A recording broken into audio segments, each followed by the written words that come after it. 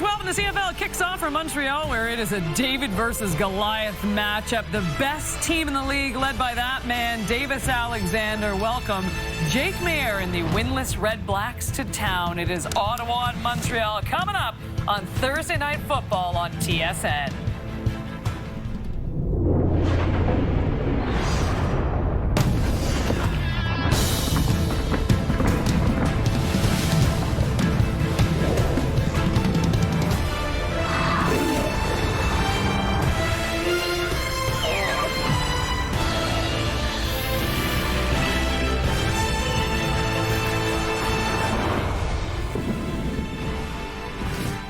Off to a historic season, Tyson Philpott leading the CFL with 1,154 receiving yards, looking for an absolute monster of a game this evening. And look, there hasn't been a lot that's gone right for the Ottawa Red Blacks, but this guy has played quite well. Keelan White, a bright spot for Ottawa, hoping to help his team pull off, which would arguably be the biggest upset of the CFL season. But as we were saying earlier, it is football. No argument about it. Everything is on the table, and anything can happen. Back alongside Enoch Mwamba, Davis Sanchez, Milt Siegel as we get set for Ottawa taking on Montreal. And Milt, you came up with this question. I'll let you answer it first.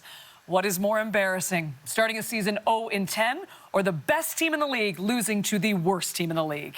I'm going to say starting the season 0-10.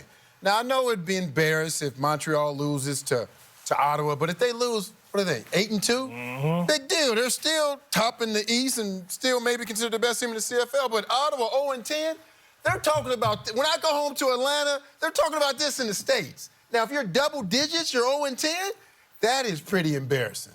I like to find ways to argue with you, Milt, but I got nothing. I agree with you 100%. Montreal can lose this game. They know it's a slip-up. They're still the best team in the league. Exactly. It is what it is. You deal with this. You walk around town in Ottawa. It's a tough life right now for those guys. I don't know, guys. I wouldn't want to be that team. I think the word around the CFL right now, they're probably like, if you about to play the Ottawa Red Blacks, say, man, all the best, man. Enjoy, have fun. But also they'll say, don't be that team. Don't be that first team to lose to the Ottawa Red Blacks. So I wouldn't want to be the perfect team with the Montreal Alouettes and lose to the worst team. They're going to eventually beat someone, right? Aren't they? Are they? Yeah. Aren't they? I don't care who it is. I don't want it to be me, Milt. You mean this year? No, I'm serious. This season, they're going to eventually beat somebody. I'm not taking it laughing or there it is. The schedule and the teams that they have to beat, I don't see spots right now where they win. Things might change. I don't see spots right now where I see that. So there's a chance of going 0-18. Don't be that team. I'm not putting that on them. Don't be that team, Montreal. Well, Montreal, great at home. Do you know Davis Alexander hasn't lost a game at home? Do you think he's going to lose one tonight? No. What's that spread at, Jesse? Over 2 touchdowns. Wow. Marshall Ferguson, Glenn Suter with the call next. They're winning by 50-11. Welcome to the show. Oh, yeah. Welcome to the show. Stay well prepared and they know. So welcome to the show. Let's go. Welcome to the show. Full house sold out. We on a roll. Welcome to the show.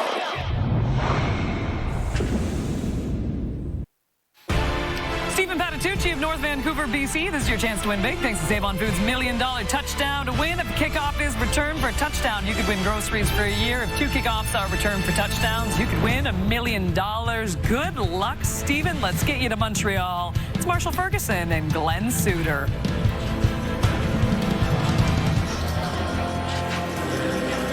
Thank you so much, Kate, and welcome to Montreal for a battle of the two teams closest to the Atlantic Ocean in the Canadian Football League. But that's about all they have in common when it comes to this league and to their results so far this year. The polarity could not be more different. North and south, the wins and the losses. Marshall Ferguson, Glenn Suter, and Kenzie along with you here. But they both have 2 tremendous receivers.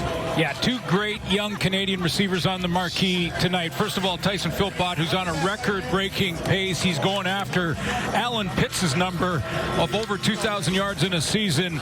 He's on pace for 2,300 plus. And then Keelan White, who is a building block for the Ottawa REDBLACKS. Big game here in Montreal earlier in the season. He is contributing in a big way and has a bright future. Ryan Dinwiddie has not won a game in the Canadian Football League since last year for the Toronto Argonauts against the Edmonton Elks as they walked it off against Edmonton. And Jason Moss, so far this year, he is controlling things, loves the program, loves what he is creating in Montreal, and rightfully so as they sit at 8-1 atop the East Division and the Ottawa REDBLACKS 0-9. But this, my friends, why we play the games. The top and the bottom of the East Division. Massive polarity between the two. It's time to place the ball and find out who is on top to get things going. Week number 12 of the CFL season. Khalil Pimpleton will return across the 20 to the 25 and 30 and makes his way across to the 40-yard line before he is wrapped up. The Ottawa REDBLACKS suits, they won the toss. They decided they wanted the football, which means Jake Mayer gets the first touch. Yeah, in his career, he's won 5-1 against Montreal, as you mentioned. Started every game this year and is 0-9. Hasn't had that kind of start to any football season at any level that he's played at.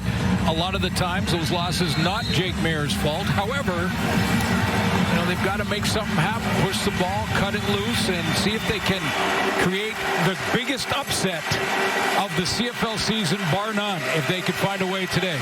They had a chance against the Winnipeg Blue Bombers last week, but it fell short just like it has so many times this year as Mayer begins to the outside. It is completed. There is Keelan White, who's part of this Ottawa starting offense. Hey, take a look at that old line. And Sean McEwen, you got to lean on your veterans when you're struggling. And there's no question Ottawa has struggled this year. Lean on the veterans up front. Not terrible on the old line. And there's Keelan White, mentioned just a bright future for him. 5 straight games now. He's had 6 or more catches, starting to really find his groove in a big touchdown catch. In fact, he had 2 here in Montreal when they played earlier in the season. You're not going to miss him tonight with those highlighter cleats on either. For 81, Keelan White. As Mayer will hand it off inside and a jump cut on 2nd and 3 from their own 47. Looks like it comes up about a yard shy on the play.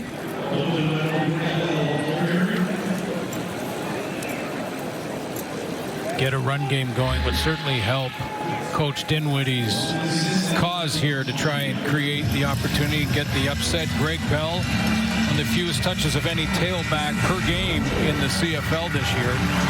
Now, in fairness to Coach Dinwiddie, they're often chasing on the scoreboard. They've been in a hole so many times over as Bryson Barnes is into the ball game here. His first year at Utah State is the short yardage quarterback, but Todd Bethel-Thompson is the backup, and Barnes just dives his way forward into the middle of the pile. And it looks like he has enough for the first down. So it's a completion to Keelan White, a handoff inside to Greg Bell, and then Bryson Barnes barging his way forward for just enough. So how do the Ottawa REDBLACKS pull off the upset? Now that's the question, I think, most Ottawa fans. How do they get it done against an all-star defense and an offense that's putting points on the board in a huge way? Every little detail matters. See if they can take care of the details. Find a way to turn the tables on their season so far as Mayer looks to the single receiver to his right. It is complete. And isolating the man who has replaced Eugene Lewis. And why? That's McDonald as we see the Alouettes defense. Yeah, Mustafa Johnson back in the lineup, missed last week, and he has 4 sacks, which leads that defense in that department. Jeffrey Canton-Arcou again missed the last game. He is back in the lineup, leads with defensive tackles. And Kavion Ento is the only DB in that group that doesn't have an interception yet. Missed 3 games, been back for 3 games. I think he's due. It's coming. Short yardage in once again for the Ottawa REDBLACKS. Flags fly on the snap. He's plunging his way to the right-hand side. Once again goes Barnes. And he has it, likely offside here against the Montreal Alouettes. Jake Mayer will return to the field. As you say, he has been so steady throughout the year, throwing for 300-plus yards with 40-plus pass attempts in 4 consecutive games for the Ottawa REDBLACKS. But Outside. Still the donut. Montreal number 95. 5-yard penalty. makes it a first down. In that win column as it goes against Daniel Wise that you see there on the defensive line, and the old finger trick just across the line. Yeah, line up offside. No early movement there. But hand was in the neutral zone. REDBLACKS working on the silent count here as they flip it out to Keelan White, and he gets chopped down. Robert Kennedy made the play coming down from his field halfback position, his third year in the Canadian Football League, and making plays all over the field this season. Yeah, this screen needs that first block. It needs one block right at the point of attack. Normally the player or DB that's in that zone in the flat, or he's got that man in Keelan White, and Kennedy steps up and makes a nice tackle because he wasn't blocked. Need that first one. Leaves 2nd and 10 for the Ottawa REDBLACKS. They'll bail out from a pressure look, just a 3-man rush, and Keelan White makes the grab, and he's inside the 30-yard line. They'll move the sticks once again. Mayer on the target. A lot of show blitz, a lot of guys in the line of scrimmage, and then dropping out of there. There's the target. Now, if you're going to drop defensive linemen, and Noel Thorpe often does that, then why not attack that zone? See if those defensive linemen have the foot speed to be able to break on the football. Keelan White moving closer to the football as he gains experience in the Canadian Football League. Started as a wide-side wide receiver, so many Canadians do. They listed on the interior slot back to the field. Is this one high, but still reeled in? Justin Hardy, ever present in this REDBLACKS receiving corps. Boy, he knew what was coming in here. It's going to be just that dig route down the field, and he knew immediately safety or interior linebacker is going to be lining him up on that dig route. Jake Mayer put it right on him so he could protect himself. Don't look now, Suits. It's money time. Something the REDBLACKS have struggled with so much throughout this year. Jake Mayer is 5 for 5 in this opening drive, 46 yards. What can he do here inside the score zone? Rips this one, and his first incompletion is a knockdown, courtesy of How Do You Do, Jeffrey Canton-Arcou. Canton-Arcou is going to come from the top of the line here, and he is unblocked off the edge. He just delays a split second. So Zachary Belveld, he doesn't see him coming. He's locked up. Free off the edge, and he gets the knockdown. They have struggled in the red zone this year. Under 50%, I believe. Former first-round pick of the Alouettes back in 2024 knocks it down. Now goes to work against Mayer, who looks over the middle of the field. Khalil Pimpleton makes the grab. Kennedy has a hold of him and gets him down in and around the 5. He'll be close to the yardage needed, and a flag comes out at the end of the play. As Pimpleton was a little congratulatory slap to the helmet that time of his quarterback, and Dinwiddie looks on to see what down in the distance he has. And what the penalty is, because that was a catch just shy of the first down marker, I believe. I'm not sure if Pimpleton got that extra yard. I don't think he did. Robert Kennedy brings him down. Needed to get to that stripe, and I don't think he did, so this penalty will be huge. Major foul, unnecessary roughness, Montreal number 1. Okay. It's an unrestricted penalty. It would be first down at the 1-yard line. Robert Kennedy is not sure why. Didn't feel his hand getting hooked inside the helmet, I guess, at the end of the play here, as we get a great look at it from our CFL and TSN crew.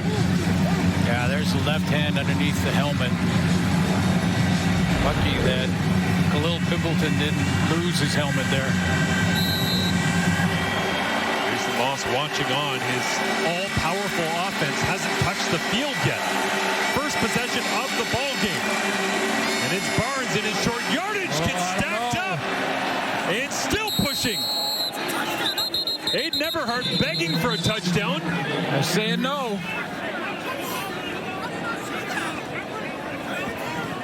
Don't think they gave it to him. Boy, we talked about the struggles in the red zone. It extends those struggles down to the 1-yard line. There's been many a time when Ottawa's had to settle for field goals inside the 5. And there are some veterans on that offensive line that Need to get their pad level down and get that push. They're going to go here on second down, obviously. See if they can finish it. A 300-pound defensive tackle in at short yards. They go heavy to the right-hand side. And Bryson Barnes continues to push. And they'll stack them up once again, it looks like. They're saying no. You know, I think Ottawa tried in this case to hurry the snap count and try to catch maybe the Montreal defensive line moving around and not set. He's going to go to the right. Beverette's going to come right up over and make contact immediately. Look at him get airborne. He's the guy who starts this fight. And then he brings it back. Micah Awe in there. How about Beverette? Over the top. Boschman gets in there from the safety spot.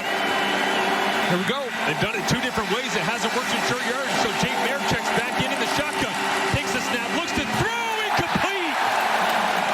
And a flag comes out at the end of the play.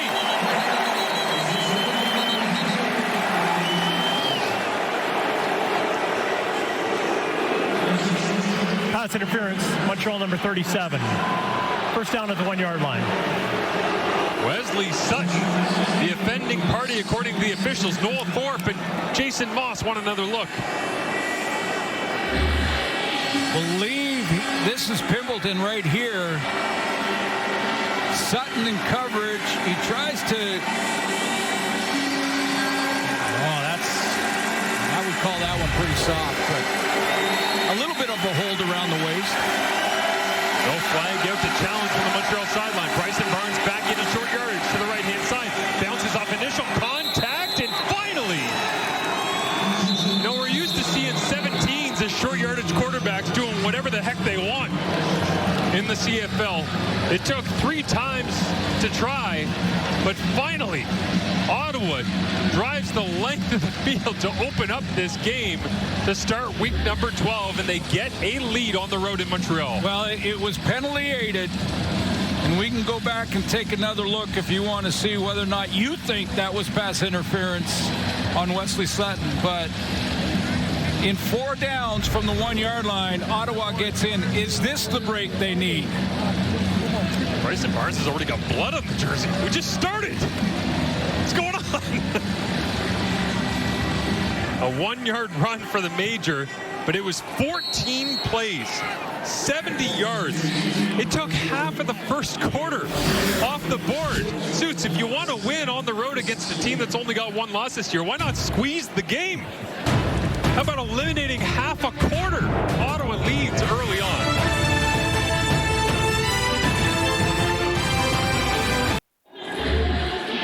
Take another look at that pass interference. There's Sutton. He's going to be in coverage with Pimbleton, and it's basically a bang route where he's going to run the out and then bang back inside. Stop it right there. There's 2 of them, and you know, I called it a bit of a soft one, but if you look at this, does it impede him to get to the football?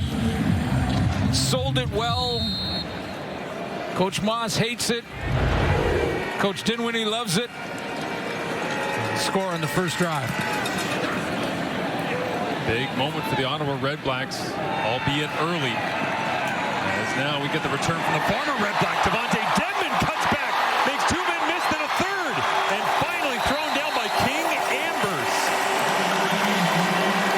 Tremendous field position here for Deep Ball Davis, showing off his exploits in a game against the Edmonton Elks just a couple of weeks ago, but a 50-yard return from the former REDBLACK. Devontae Dedmon sets up the Alouettes quarterback for success.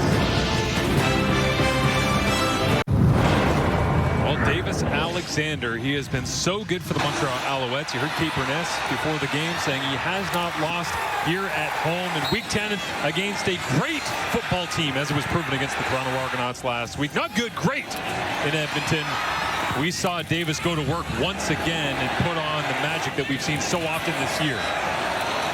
Yeah, which one of his super stats do you want to go through? How many do you have? Well, there's a whole chart full of them when you talk about his pace to catch Doug Flutie, the all-time record for passing yards in a season. There's many of them. Travis Tice hasn't been shabby either as the downhill runner and yards after contact specialist begins, as we see Davis Alexander so far on this season, currently trailing by 7 early on, somewhere he hasn't been very often. Well, he's on pace for over 6,000 yards passing, and the record is held by Doug Flutie back in 1991. That was 6,619 yards. Could possibly catch him the real big game. Number one target, of course, has been Tyson Philpott. Gain of 7 on first down from Tice, and now Alexander will pull it and throw and skips this one. Like a rock through the pond at the cottage, incomplete into the feed of Tyler Snead. Usually on point, especially with 85, but not that time. Yeah, that's surprising. Just like the mechanics a little off, and that was a one-hopper with a wide-open receiver. Snead, part of the dynamic duo for this Montreal receiving group this season. Last 2 games, he and Tyson Philpott combined for 635 of the team's 772 passing yards. Just massive numbers from those two, as Joseph Zemo will sail this one out of bounds, and it goes sideways and out with a flag thrown on that as well. A legal kick out of bounds, and Jake Mayer, he's got the lead and a little momentum here with 5.5 minutes remaining in the first quarter, trying to find the elusive first victory of the season for the club from the nation's capital.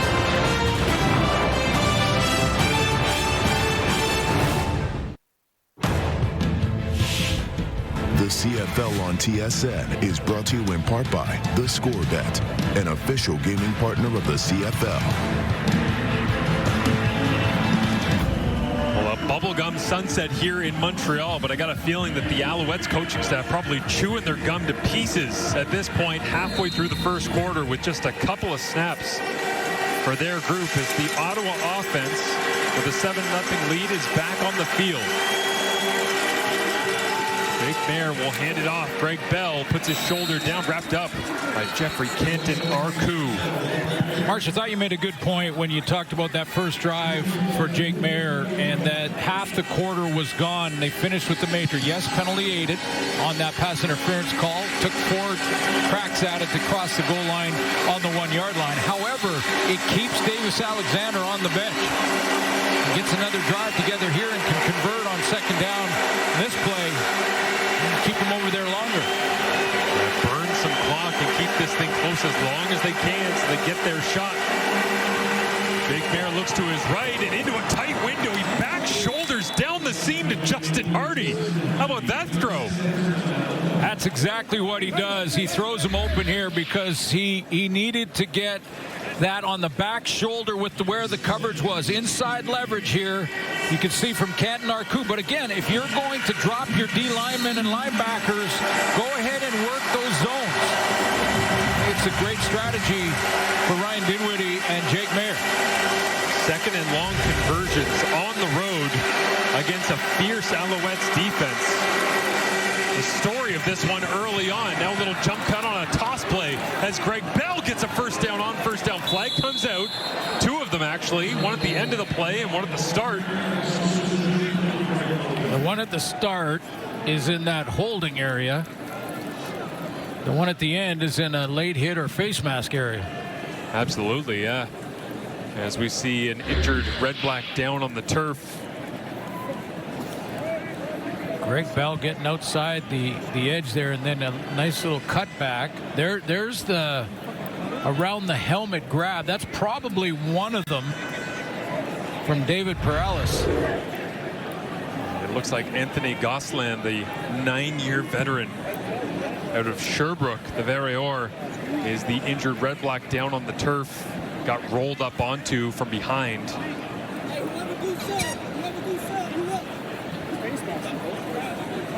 As our referee Tim Croker works through the pair of penalties.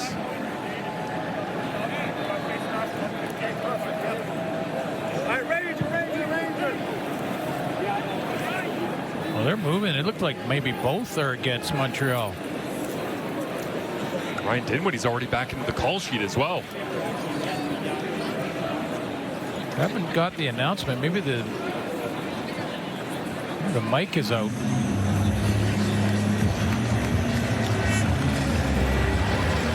Illegal low block. Montreal number 9. A penalty is declined. Major foul face mask. Montreal number 99. That penalty is accepted. Up 15 yards.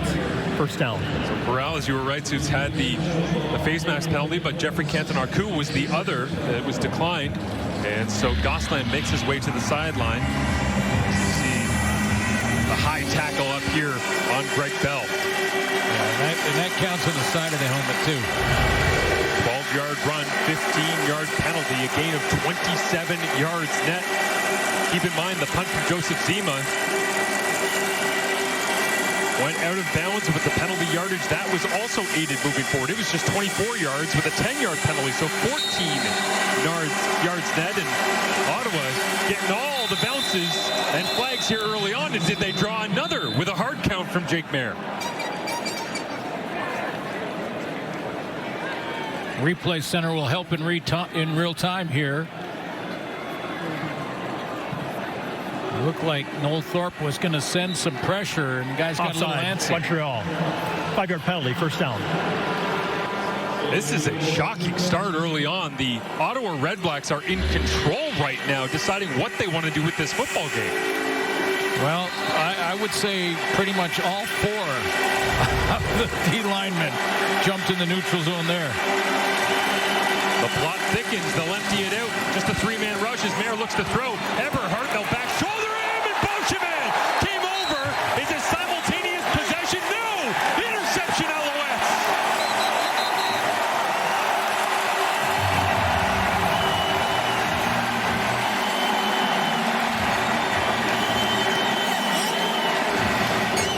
That's the job of the free safety.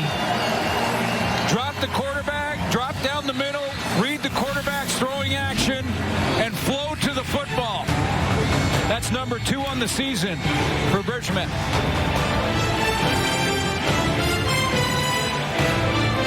Previous play is under review by the replay center. Welcome back to Montreal. A big week, not just for, of course, Canadian football in the professional ranks, but also at the World Championships at the IFAF, and being able to have the women go ahead and crown themselves with a 27-20 victory over the United States of America. We were all watching it, and we head down to hear more from our Southern reporter, Kenzie Long. Yeah, Marshall, so thrilled to be joined by members of our Canadian flag team who return home with some hardware. To my left, quarterback of the women's flag team, Sarah Parker. To my right, Marc-Antoine Dequoy, former Montreal Alouette. Sarah, I'd like to start with you because not only did this women's team go over there, qualify for LA 2028, you ladies made a statement being crowned world champions. So as a player who's been, playing the game since a young girl, to have gone over there, qualified, earned goal and MVP honors, what does it all mean to you? It means everything. Really, it was the best weekend ever. We had so much fun. We did it together. We got to celebrate our qualification, and then we just topped it off with a gold medal, and I couldn't be happier. Well, from gold to bronze, Marc-Antoine Dequoy, it was a bronze medal game. You guys had to win if you wanted to earn that berth to LA 2028, a thrilling overtime win against Mexico. I want to ask you about how your experience... Well, Dequoy, I'd like you to chime there on that catch as speaker. Come on, huh? How good of a catch that is. And it's catches like that we've seen in the 2023 Gay Cup. Your experience, how did that help you in your game? That catch, same person, co-speaker, meant the catch on the 3rd down with Cody Fajardo that gave the way to the touchdown from Tyson Pilfeld that we see all around. And honestly, I felt the same thing going out that game because we won on the last play, interception by Guillaume Delan. And that's like the correlation I see, from the Grey Cup to the bronze medal. It's just, you got to fight till the end because you never know how a match will go. And we did fight to the end, and we got out with the bronze as Davis got that first down. And now we're going to the Olympic. Well, congratulations, both of you. Enjoy the rest of the game. Thank you. Thank you very much. Wait a minute, Dequoy's going to take my play-by-play job. Yeah, Dequoy doesn't get back on the field at free safety. But congratulations. I mean, Rochelle Lassard, the head coach of the women's team, they upset the USA and win the gold medal. The bronze goes to Canada, and Coach LaPolice, big game for Michael O'Connor. I think he threw 5 touchdowns in the bronze medal game. Alouettes driving here as Travis Tice fights his way up through the middle. But yeah, Canadian flag football across the board, tremendous. That both the men and the women. And wild to watch. Marc-Antoine Duquois is just a standout Canadian Football League player just last year with Montreal Alouettes, and making plays all over the place in Düsseldorf, Germany, as he gets to celebrate on the sideline with some of his old teammates, who you can tell how much they love what 24 means to them. Yeah, Duquois had an interception in the bronze medal game. Ideal player on defense for flag football, but both the men and the women have qualified for the Olympics in 28. Congratulations to both of them. Congratulations to, again, Rachel Lessard and our boy Paul Lapolice. Looking forward to seeing Team Canada move forward into the Olympics as the Alouettes go back to working. Once again, it is Cole Speaker in the grab after that beautiful over-the-shoulder grab he had for 38 yards as we were chatting with our flag football heroes. Yeah, Speaker on the outside here. You know, when you give the Montreal Alouettes, this 8-1 team, a little crack of the opening of the door like Ottawa did with the interception going the other way. They could have gone up by 10, even with a field goal there. Didn't because of that throw and interception by Beauchemin. Now they're knocking on the door. Alexander pulls, pumps to his right, pressure coming, and gets it away. It is complete. Tyson Philpott. This is on first contact, but wrapped up and thrown down as Eric Cumberbatch makes the tackle on the play. Kind of like over on the Montreal sideline after that first 2 and out. The alarm clock went off when Beauchemin made the interception. Yeah. And they went, oh, okay, let's get back to our game. Big throw to Speaker. Now they're inside the 20. Inside the 10, as a matter of fact. That Ottawa defense in those icy white uniforms on their heels right now, backpedaling as backup quarterback Terry Wilson is in. Third stringer to be exact as he plunges his way to the right-hand side, and looks like he's got enough for the first down.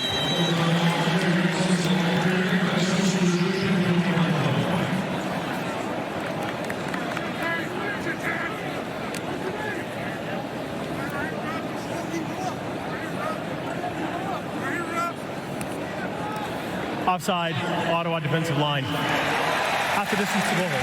First down.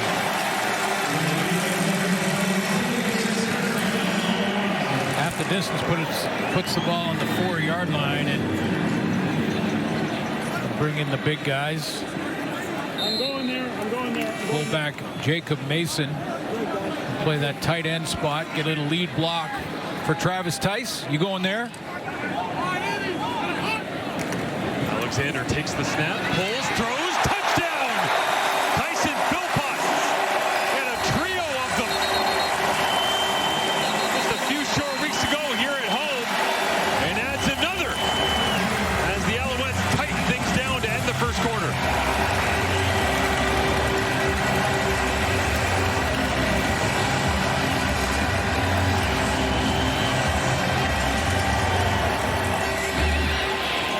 Big play on defense, gets it done. It's the fake to Travis Tice on the run. That pulls Cormier down inside to try and make sure he keeps contained on the run, and he can't get into a drop to get under Philpott in that throw.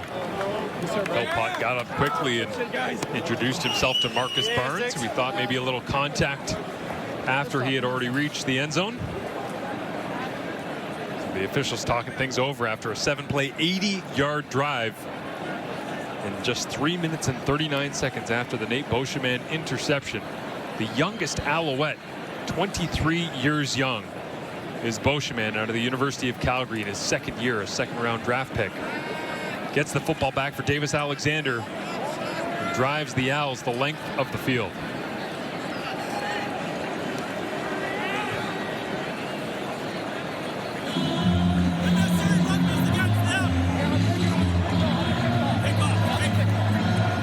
This is going against Montreal. After the play, 15-yard misconduct foul against Montreal number 66. That 15-yard penalty will be applied on the kickoff. We move to the convert.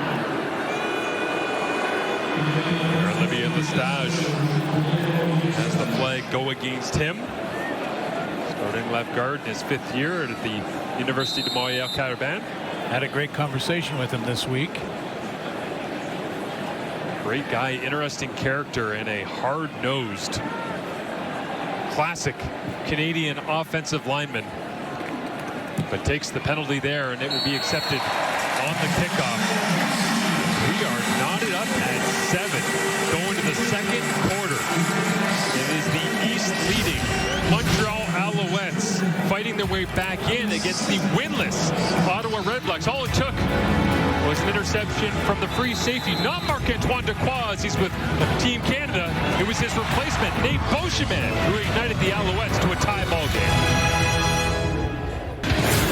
Numbers after 1 quarter of play here in Montreal as the Montreal Alouettes and the Ottawa REDBLACKS are knotted up at 7 as it stands right now. And it took a turnover, of course, in the Montreal defense deep inside of their own end. But the Ottawa REDBLACKS taking a shot on 1st and 5 in an interesting field position. Well, everyone kind of shares a responsibility, and that includes play callers like Coach Dinwiddie, and it includes decision makers like the quarterback. But yeah, it was 1st and 5 on the plus 26 when Jake Maier tried to go to Eberhardt and got an interception by Nate Beauchemin.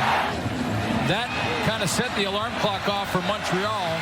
They put a drive together and tie the score that quickly. 1st and 5, you know, it's a dilemma for Coach Dinwiddie in some ways, because you don't want to get too conservative and just start to sort of play not to lose the game. You want to be aggressive and go after it, but 1st and 5, maybe run the ball there. It's easy to play it after the fact. The REDBLACKS will return after the touchdown and extra point. Khalil Pimpleton pulled backwards for just a moment and then takes a big wallop, as it looks like Jonathan Sutherland makes the special teams tackle. See the Ottawa losing streak, of course, mired in the middle of this mud, and Jake Maier right in the middle of it this season. But where it stands all time is last week it was, of course, passing the modern era of the Shreveport Pirates and their 14 losses. Yeah, and to try and snap the losing streak against this team, the last time Ottawa beat Montreal was 2022. Nick Arbuckle was the starting quarterback in Ottawa. Trevor Harris in Montreal. With the ground game here early on, Tyrell Richards alongside Najee Murray gets the stop on Greg Bell. Goes for a gain of 6 on 1st down. Well, you said off the top, I mean, that's why we play the game. Now, you know, in order to get that first win, Ottawa's got to figure out how to get past the adversity, let it go, and don't let that adversity stack into another bad decision, another bad play, another bad choice. Sports wouldn't be very fun if we just looked at the records and said, you know what, they win. Yeah, they had a better record coming in. No question. Got to play them. Maier looks out to his right-hand side, and Justin Hardy gets a foot down. That's a sweet route by Justin Hardy. And the throw leads him to that sideline. It's get Sutton. See how that little waggle got the outside leverage? He knew he was getting to the out, so that little waggle about 5 yards down the field kept Sutton on the inside shoulder, and then Jake Maier put it right out to that outside shoulder of Hardy. Not shocking to see Jake Maier in rhythm here in Montreal. Back in week 4, he was 27 of 38 for 336 yards and 3 touchdowns. Still came away with the loss as Daniel Adeboboye gets the carry this time. In between the tackles, trying to pound it, but Maier and the REDBLACKS offense was not the problem in their loss on the road here in Montreal earlier this season. Just so happens that Davis Alexander outplayed Maier at the end. Well, here's another example, though. You're 2nd and medium, 2nd and 6. So it's an interesting situation. Do you go conservative here, maybe screen, bubble screen, something like that? You know you're in field goal range. It's a long one, but you're in field goal range to add to the score for your Ottawa. Or do you push it? What do you do, quarterback? What do you like? Always push it. As Maier rips this one incomplete. Off the mark. Great coverage supplied by Najee Murray against Aiden Eberhardt.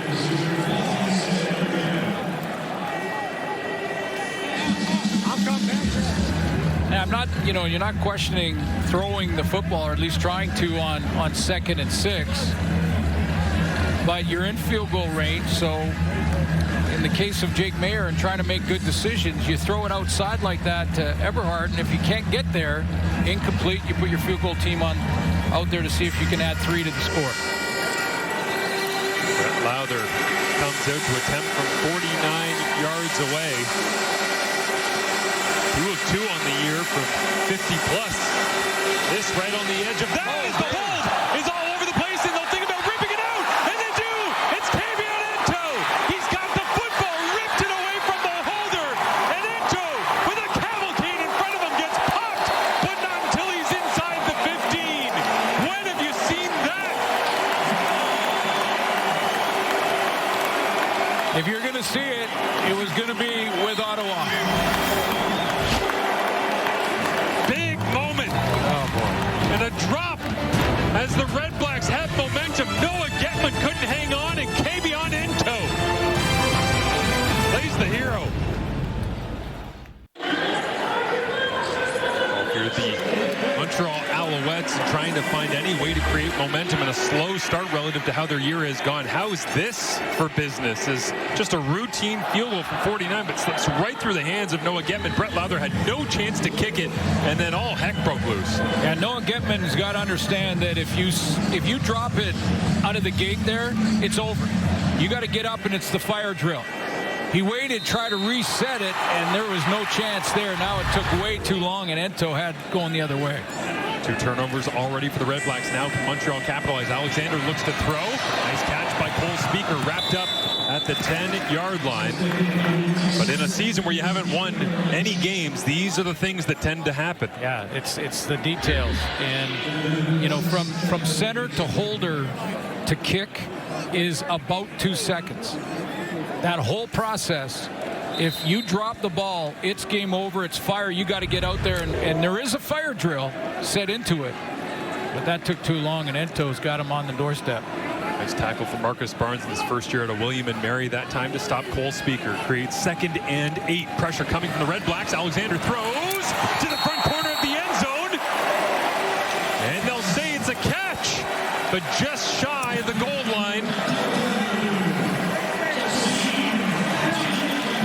Kasim Ferdinand had to come all the way back. Davis Alexander lays it out there, but he has to come back hard to get there. Davis was trying to make sure that the coverage couldn't get involved on that. That's King Ambers and Chase. And it pulled him back from the goal line to the 1. Ferdinand undrafted in 2025 out of Carleton. Making plays here in his 2nd season as the short yardage package is in with Terry Wilson at quarterback. 3rd year out of New Mexico. Wilson to the right-hand side as flags fly. Touchdown Alouettes. They take the lead for the first time in the ballgame.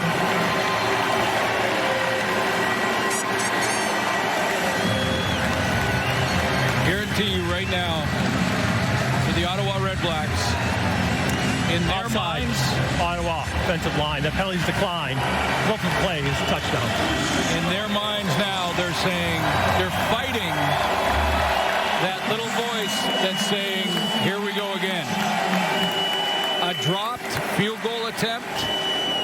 Like, what else can happen to this team? Montreal is going to take full advantage of that mistake in a heartbeat. We talked to Keelan White this week, the talented young Canadian receiver from the Red Blacks, and he said, we've been so close so many times.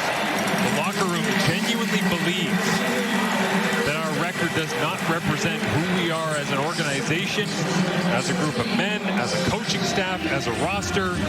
But as Mel Stiegel likes to say, your record tells you everything you need to know about yourself at this point, and unfortunately that will go on the Football Follies DVD at the end of the season as Terry Wilson punches this one in. Alouettes lead 14-7.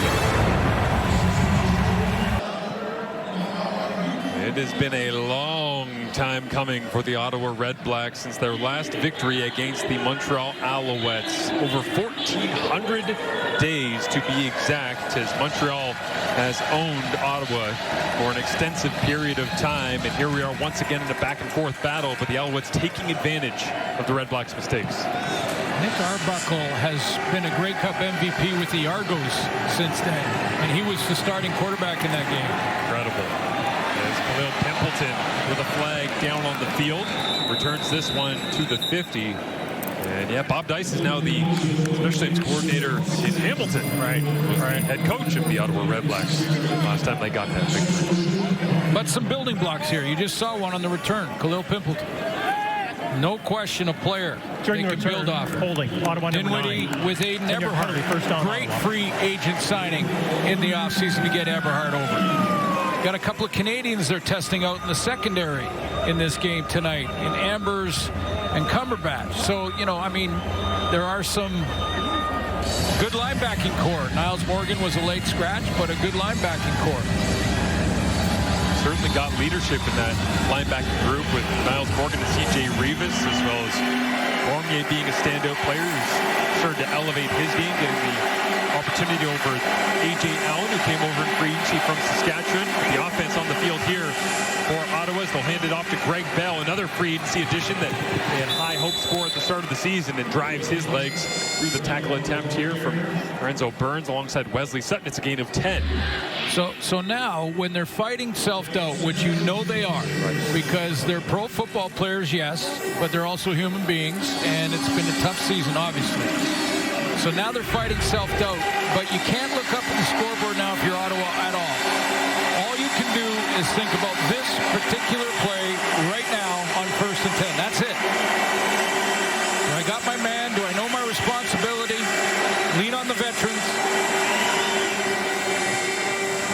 Off once again. Ground game trying to get going on first down. You saw the eyes. So interesting of Sean McEwen there. Looking Absolutely. left and looking right and locked in, focused, communicating to his guards and his tackles. Lock in, because all that you can control. Now, little stoicism for you. And the dichotomy of control. What can you control is all you think about, and what they can control is their assignment on this 2nd and long. I did not have you going Socrates by second quarter on me.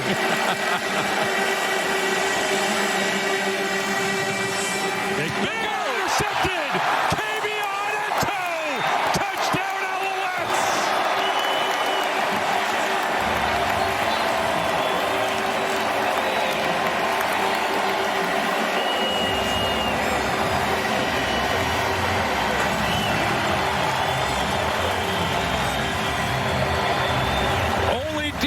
To start this game in the starting group that didn't have a pick at this point in their 8-1 start to the season.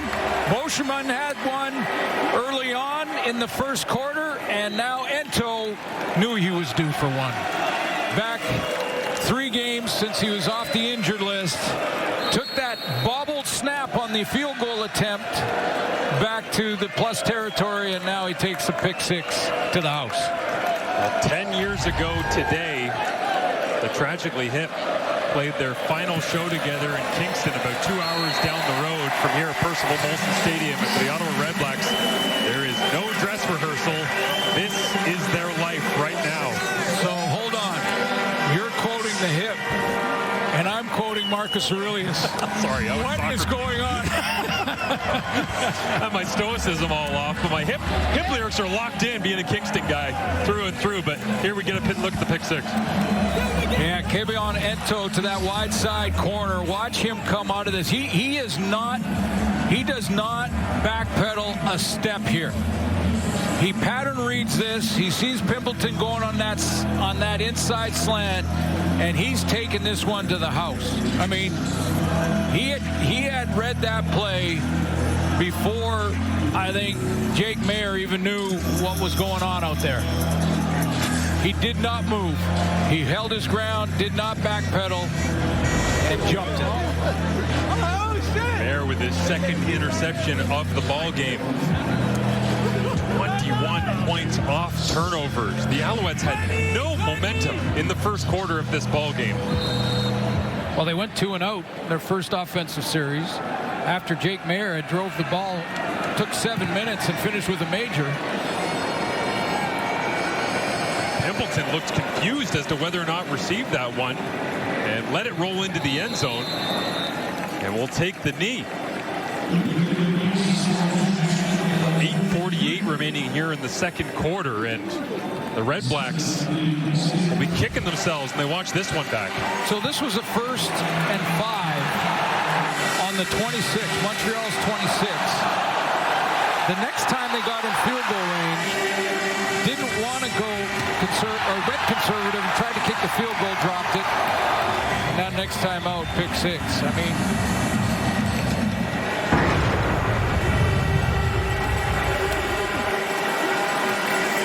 it's just a struggle.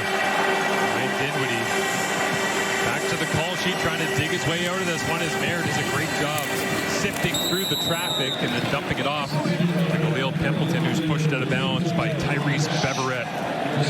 You know, and we talked about the 300-yard games for Jake Mayer, and that it wasn't necessarily just his fault that they were 0-9, but at some point, whether you think it's his or not, are you thinking McLeod Bethel Thompson at some point in this, like, I mean, what do you got to lose now? Great experience from MBT. Been there, done that. Do you make the switch at halftime or earlier? Cloud watches on as another completion here from Mayer to Keelan White, who continues to churn away. Highly complimented receiver from everyone in the organization, dating back all the way to training camp when we weren't even asking about Keelan White. They just kept complimenting him and saying how good of a worker he is. It shows here in week 12. Like I said, they've got some building blocks. They've got some great young players, some great young Canadians. Done well in the draft there. Offensive line that hasn't been terrible, but down in the red zone hasn't got it done.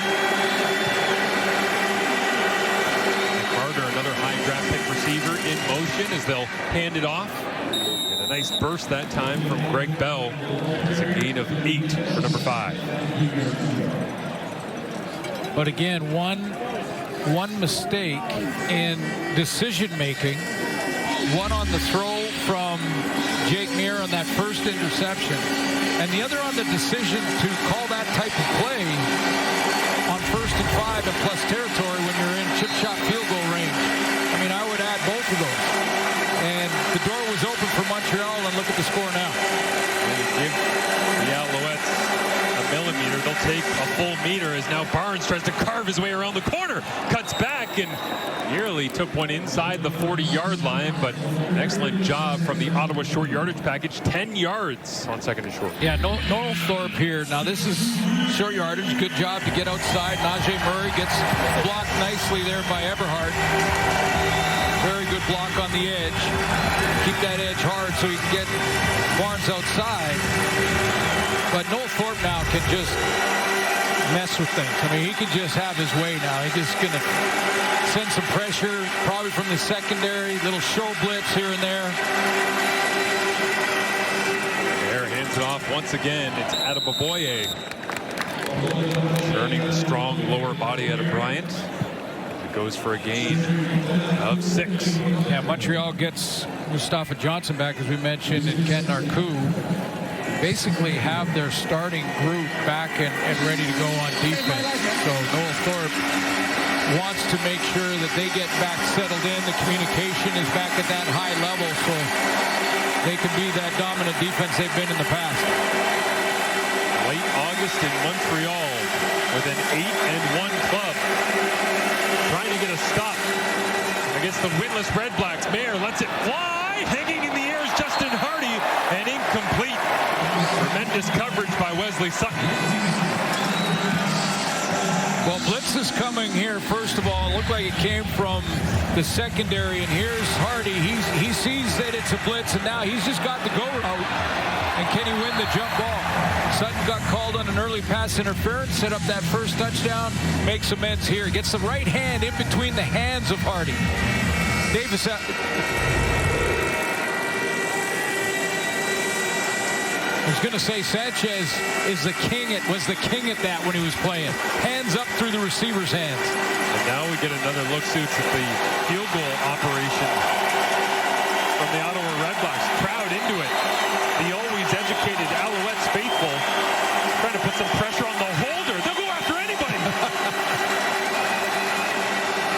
Noah Getman puts it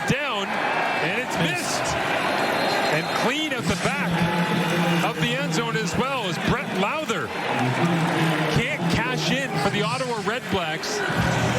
And we sit at a 22-7 score. No good. Wide to the left from 43 yards away. And Davis Alexander gets the football back. Welcome back to Montreal. This is their king. It is Davis Alexander, who's the 2025 Eastern semifinal, 12-0 here at home, and continues to roll along. He always seems to find a way, and of course he's been king over the Ottawa Redblacks as well throughout his early career. Yeah, 12-0 there. Against Ottawa, he's 8-1. Excuse me, they're 8-1 this year. Against Ottawa, he hasn't lost. Haven't seen much of Davis so far in this ball game. Now he'll rip one down the seam. And King Amber's got a pinky on it. Otherwise, Davis was about to add another highlight to the already long reel in 2026. I was going to say, it looked like he was going to complete that down the rail, didn't it? And, you know, with Davis Alexander and his great record, of course, 19-1 regular season, that one team to finally beat him was the Edmonton Elks in a rainstorm. It was a downpour early in the season. This perfect conditions. Just check it down to Travis Tice on second and long, and Tice will go and get it with his legs. Needed the 50, and I believe he's got it by just about half a yard. But you know what jumped off the page for me, and there's a lot of super stats for Davis Alexander. I mean, we could pick him, we talk about his pace and all of those things, but best completion percentage, 71.6 coming into this game, as any Montreal starting quarterback. That brings the conversation to Anthony Calvillo. Better than Rakeem Cato? A little bit better than Rakeem, but better than AC? Yeah, that's wild. Like, and leaning on this ground game once in a while when they need to as well. But to your point, Stu, it's like this is a proud history. When the Owls have been good, they have had elite quarterback play. And Davis, in so many metrics, is the most elite of them, and he's got that guy calling the shots upstairs. Yeah, to the left of your screen. And Anthony Calvillo, we had a great conversation with him and asked him, you know, how is he helping Davis to reach these heights and be on pace for that kind of yard? He said it's all about consistency. That the first moment he came through the doors here in Montreal, he was sitting beside AC the entire time trying to learn from not only him, but the other quarterbacks that were here at that time. Tice once again pounds it across the 50, inside the 45, and as always, rolls his way forward for extra yardage. I think it was interesting as well with Anthony Calvillo in our conversation this week, talking about, do you have any pride to having your fingertips on history? And AC said, I just want to win. If we happen to have success and set big stats along the way, with this guy who's got his own bobble, where's AC's bobblehead? Oh, I'm sure he had one. They gave it to Davis already, the fastest to ever have a bobblehead, Davis Alexander. Well, Milt's strategy of Ottawa milking the clock in the first quarter. It was going oh so well, but then so many mistakes by the Redblacks. Montreal, they're looking great at home once again. We'll break it all down coming up at half. Sucker, never be a coach. Never. Never.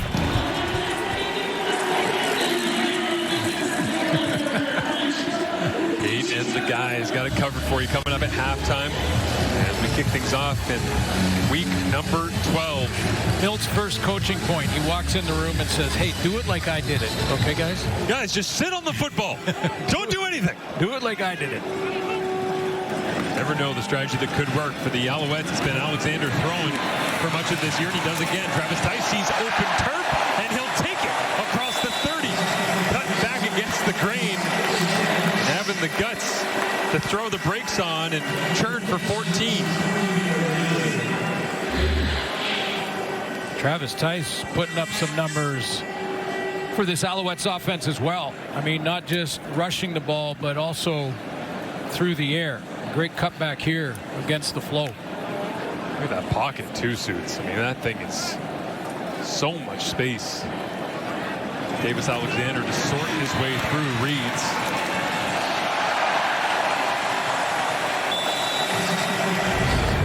As an injured Alouette is down in behind the play. It is Pierre-Olivier Lestage. getting looked at by the training staff. 10th overall pick back in 21, and he and his partner at left tackle, Nick Callender, are among the lowest in the league when it comes to pressure rating, pressure against on their quarterback, and he has been outstanding. I mean, he and Callender have been in the top 5 all season long. I mean, that's one of the reasons that this offense is putting up such big numbers. Jason Moss didn't show much emotion there, but you could tell, even without a look on his face, how happy he was to see Lestage pop up onto his feet as they'll hand it off inside. Tice goes to the left, cuts back to the right, runs through contact once again. Eric Cumberbatch playing the speed bump, not the stop sign. That time gets just enough to slow him down. Travis Tice, of the tailbacks in the league, has the best average at almost 7 yards. I mean, 6.4 yards, and one of the top running backs in the league, PFF, when it comes to breaking tackles. I think he's third on this league, and Lestage saying, yeah, keep running the ball. They love when you're running the ball, those guys up front. But isn't it interesting to show how much confidence they have? Lestage goes to the sideline, and they run towards left guard. As the ball is out, it's loose, and the Red Blacks are on top. Cutting back, it's Alonzo Adai, the Canadian free safety. He's running down the left sideline, and maybe this is the burst of energy that the Red Blacks need to get back into this one after a 22-0 run on the score sheet after Ottawa's opening drive resulted in a touchdown. Terry Wilson didn't know that the ball was out there, or he didn't look like it. Looked like the ball sat on the turf there for what felt like a minute. I mean, let's take another look. Here it goes, right under center. So it should be the direct snap, and it bounces off his hands. Oh, I see, he got knocked down. Couldn't get back there, but it seemed like it sat back behind the line of scrimmage for a while until Adai scooped it.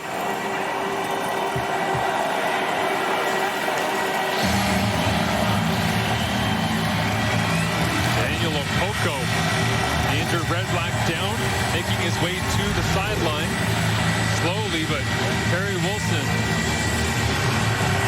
the singular responsibility that he has in short yardage currently, head down, pacing the Alouette sideline in frustration.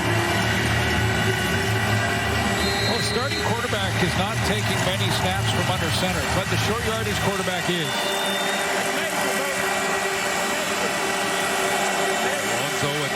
Fourth year to West Virginia. Returns it and gives Jake Mayer great field position. Mayer loads it up, looking for Pimpleton, and almost intercepted. Eerily reminiscent of the Nate Beauchemin interception, taking a shot on first down from similar field position. Yeah, it's a double move, but it looked to me like Jake Mayer predetermined that he was going here.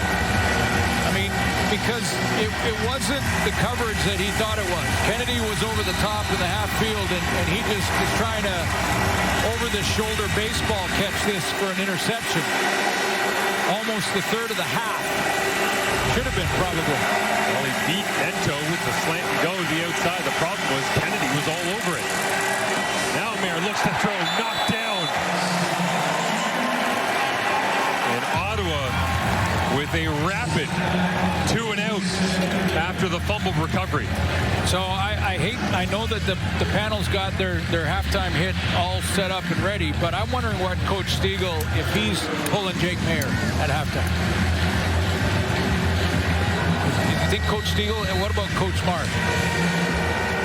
I don't think there's the problem, is it? I mean, you got Adeyemi Berglund flying off the edge, Wesley Sutton, and the Alouettes defense is flying. I hear you, but we've been saying that for 0-9 games. We'll find out what the panel has to say coming up. This one good from 36 out, as Lowther finally not just gets the chance to kick it, but does kick it and does make it. So Getman drops the snap. The next one, Brett Lowther, you got to believe, was unsure whether or not it would be on the tee, and that messes with the kicker a little bit.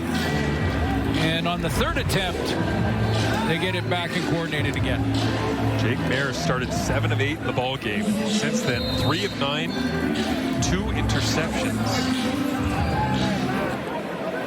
As Davis Alexander goes back to the controls of an Alouettes offense that is never shy to take a shot. Yeah, hands it off. Shamari Lawrence gets the carry. Yeah, you could see the disappointment in Davis Alexander's demeanor and body language after his teammate Terry Wilson dropped the ball in that short yardage, because he knew that he was in a positive territory and a chance to bury Ottawa. But who goes over first thing on the sideline? The leader of that team, Davis Alexander, said, hey, don't worry about that one. We'll get that one back. Immediately. That's what good leaders do. Gotta love it. Davis Alexander growing into his role game over game. And again, undefeated here at home, trying to continue that as he looks to throw, and right down the pipe, Paul Speaker on a skinny post, and Speaker hangs on.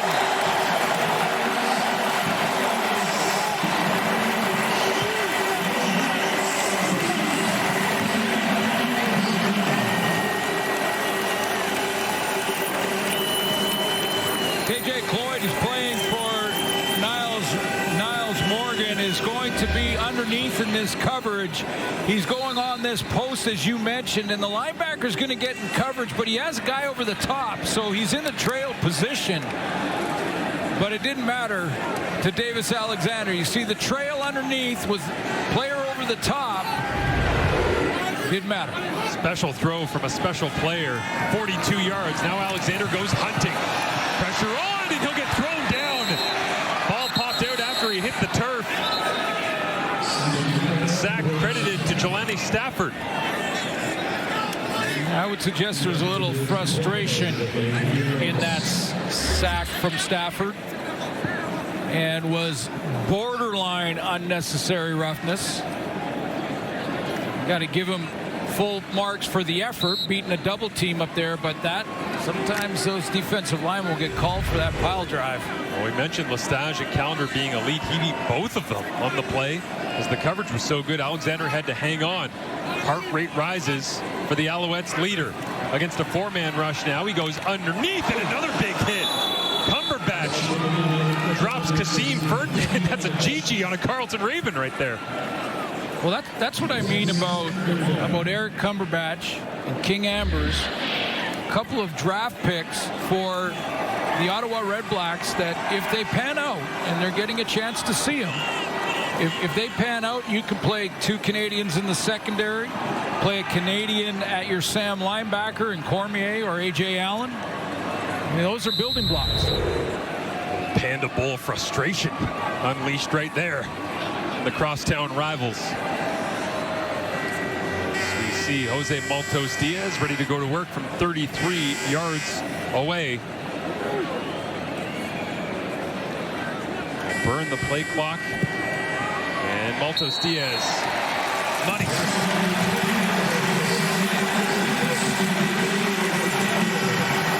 Halftime coming up with Kate Burness, Enoch Wamba, David Sanchez, the specialist of the mid-hand slice. And Coach Stiegel. And you know what? Coach Stiegel doesn't have to answer the question. He doesn't. They can do their thing, because I know what his answer would be. I think he's making the change.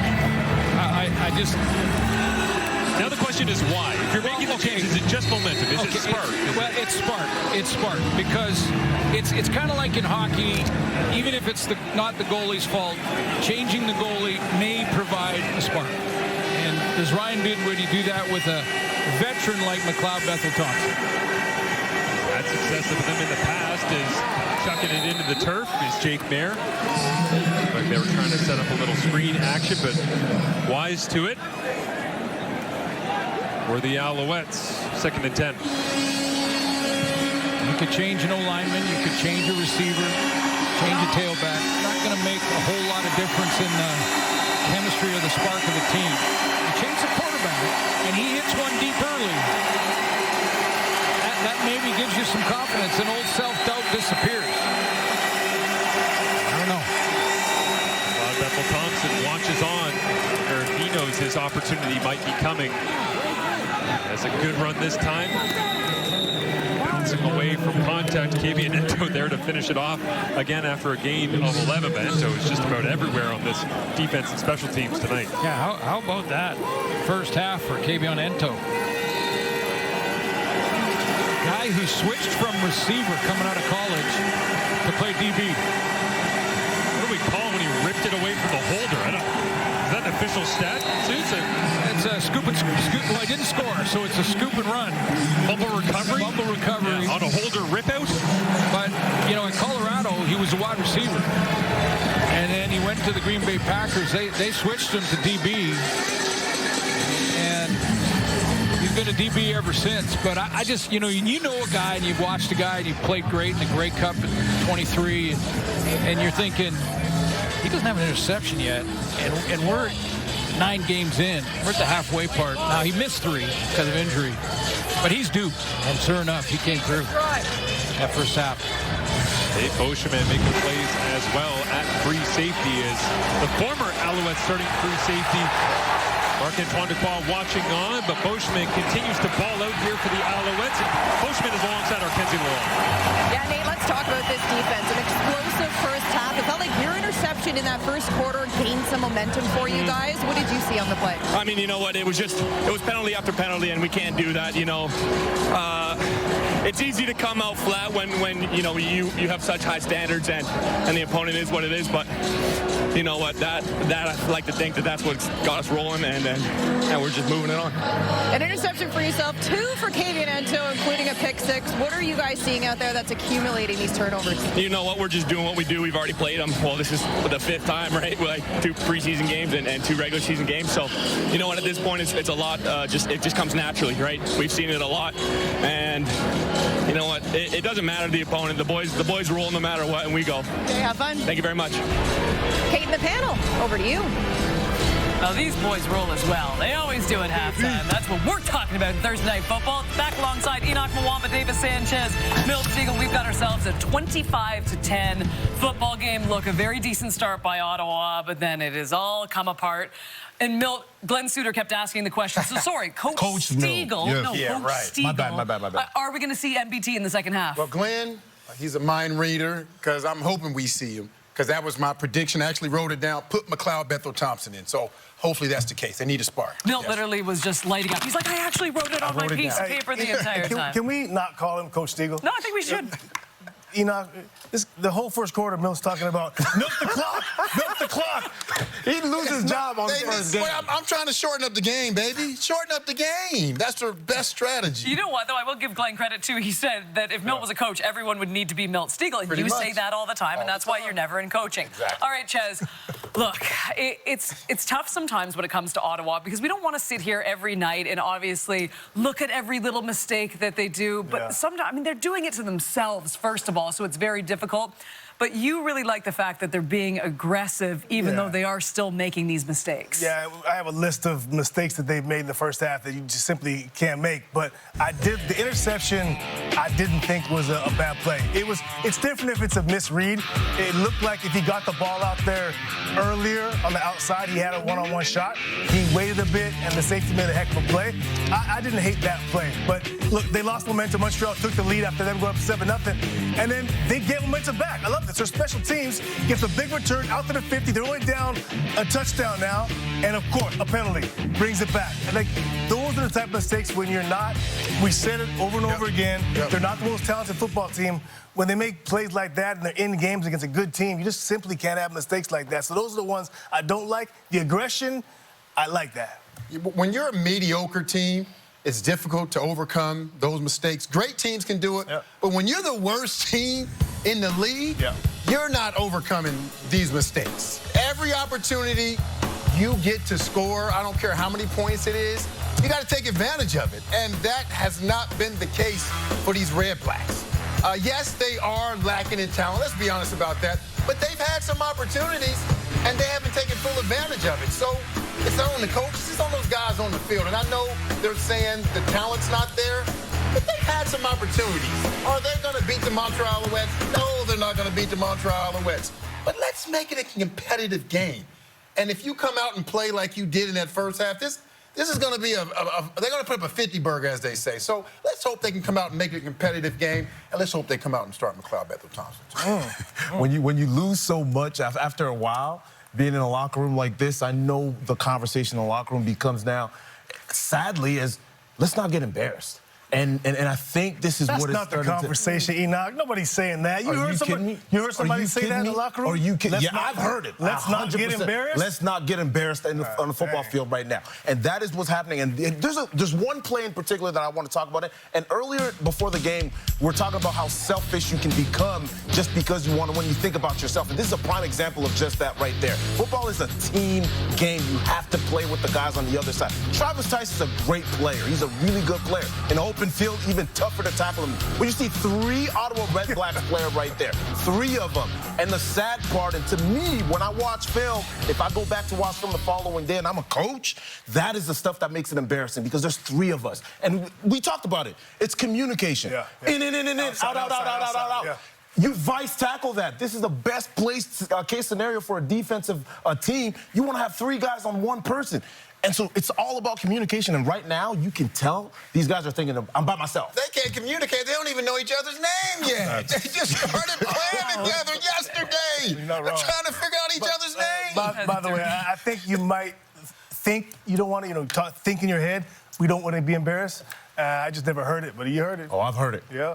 Yeah. We're never embarrassed. I ain't been on the team that bad. I've been on some bad teams. Alice with a big lead. Dave Naylor stopping by to talk about the changes in Ottawa. Coach Stegall, never. Milk the clock. Milked it. Watch out my way when I'm coming down the lane. Got me full throttle, ain't no slowing down the train. Standing in my way, you ready for the pain? It's about full swing, and you played a great game. Watch out my way when I'm coming down the lane. Got me full throttle, ain't no slowing down the train. It's about full swing, and you played a great game.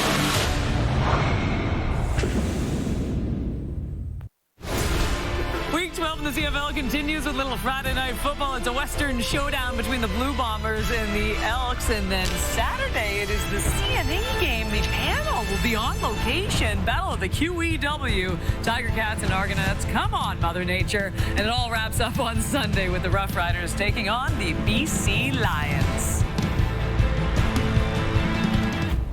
Alongside our CFL insider, Dave Naylor. And Dave, some big changes in the nation's capital this week. Adrian Sierra officially out as president. What does it mean for this position moving forward? Well, I spoke to Mark Gowdy, the president and CEO of Ottawa Sports and Entertainment Group, and he said they are going to begin conversations immediately about filling that role. And the priority is going to be somebody with a football background. I think they're looking for somebody that can kind of understand both the business of football and the marketing and all the other side of that. But I think it's clear that a football person in that role is the priority. They know they've got to get the football side of things fixed. And the conversations are beginning, I think, immediately. They're going to go on over the next several weeks and months. In terms of a timeline, they haven't been committed to that other than to say they'd like to have this person in place sometime in 2026. And the other thing I think that's important in this is that Adrian Sierra's role, he had multiple roles within OSAG, including the junior hockey team, the Ottawa 67s. Mark Gowdy said he wants somebody who is focused on the Ottawa REDBLACKS 365 days a year. Now, you have to ask the question, when we saw Adrian's name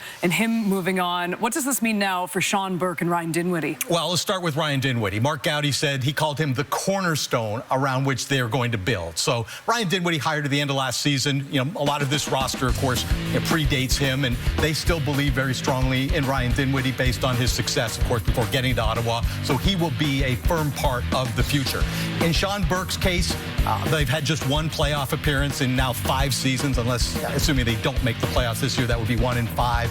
And I think it's difficult to say, as Mark Gowdy said, everything is kind of on the table. And whether Sean Burke might be able to be with the organization, perhaps in some different role, whether he's there, whether he's not, those are things that are going to be determined. But I think they are operating sort of independently as they pursue this new president role, regardless of what other changes, may happen around them.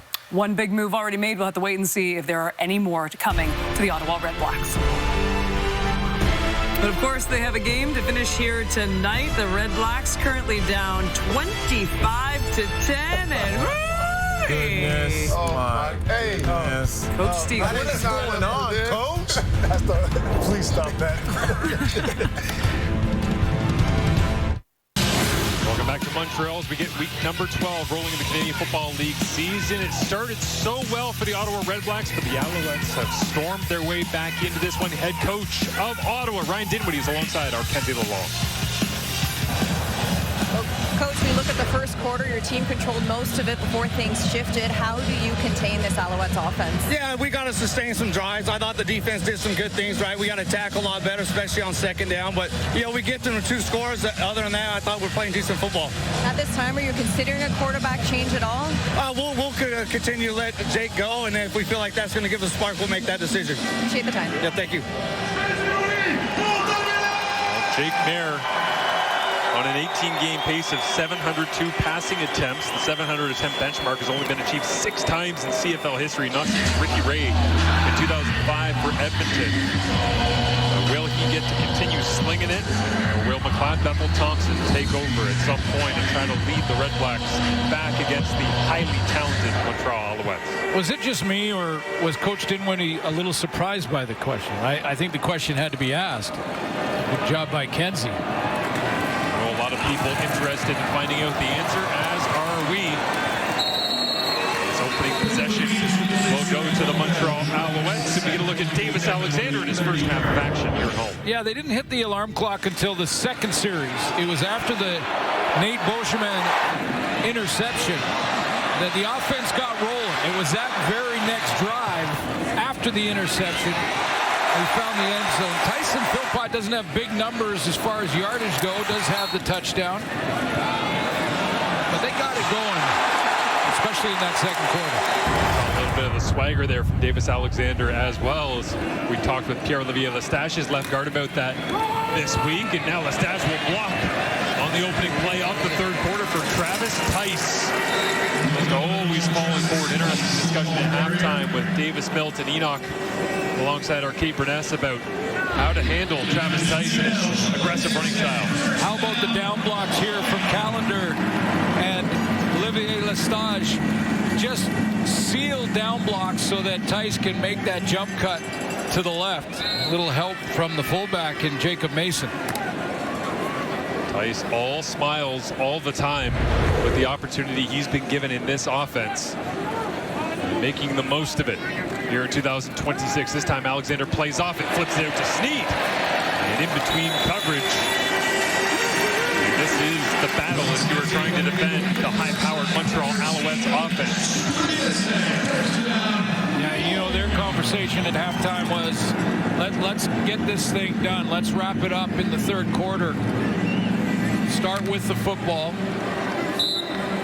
Finish with the major. Get on our way to that 50 burger, as the panel talked about. Great slow-mo of Alexander finding the laces to rip that one to Sneed. It was his first catch of the ball game. Tyson Philpott already has a touchdown in this one. Nearly had 2 if King Ambers didn't get his fingers on a vertical pass attempt earlier on. Well, real smart play calling here too, in the combination of AC and Coach Moss on the sideline. It's, you know, it's these kind of play calls too will protect Davis Alexander. I mean, he'll still take his shots, don't get me wrong, but quick game, run game, chew up the clock, you've got the lead, moving the football. Side run, Tice.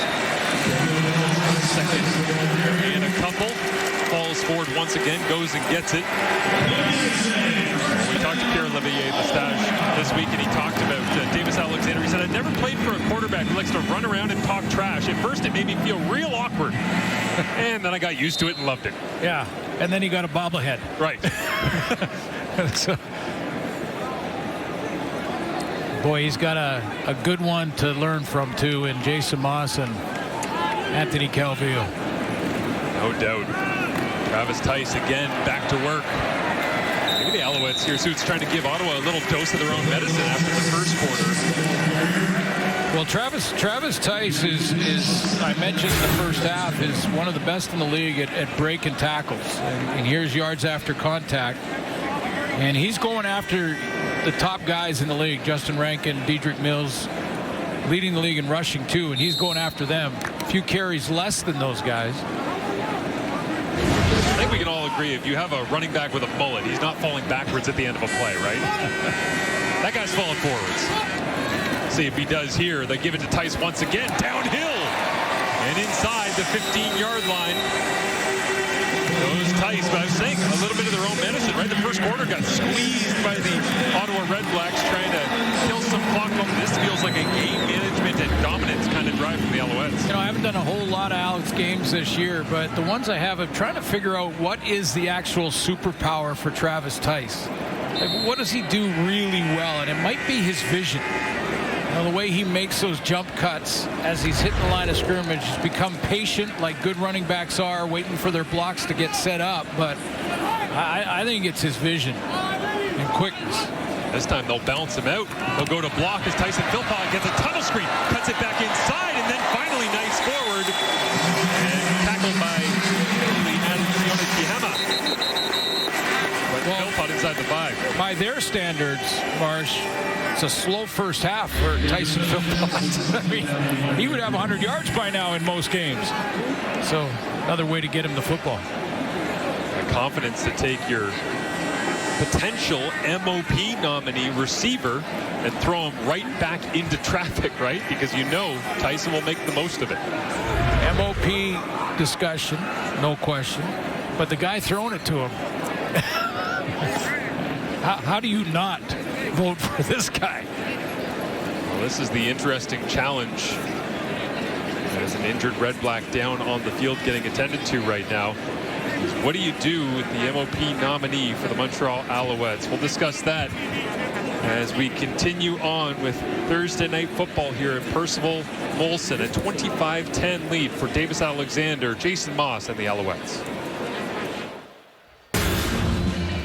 A look at Tyson Philpott up against Alan Pitts from the 1994 season. Eerily similar in terms of the numbers where they stand right now. The thing is, Tyson's done it a little bit quicker. Well, he has. I mean, he was at 1,000 yards in 8 games, and only a couple of guys have done that, Hal Patterson and Terry Greer. And you take a look at Pitt's year in 94, and I remember thinking, if a receiver doesn't win it this year, he may never win it. Terry Wilson trying to earn back some trust in short yardage, but the MOP discussion is an interesting one because typically if your receiver's getting nominated, it's because he has outperformed his quarterback. But how do you argue that Davis has been outperformed by anyone right now? Exactly. And when you and that year, Doug Flutie was the starting quarterback for Calgary.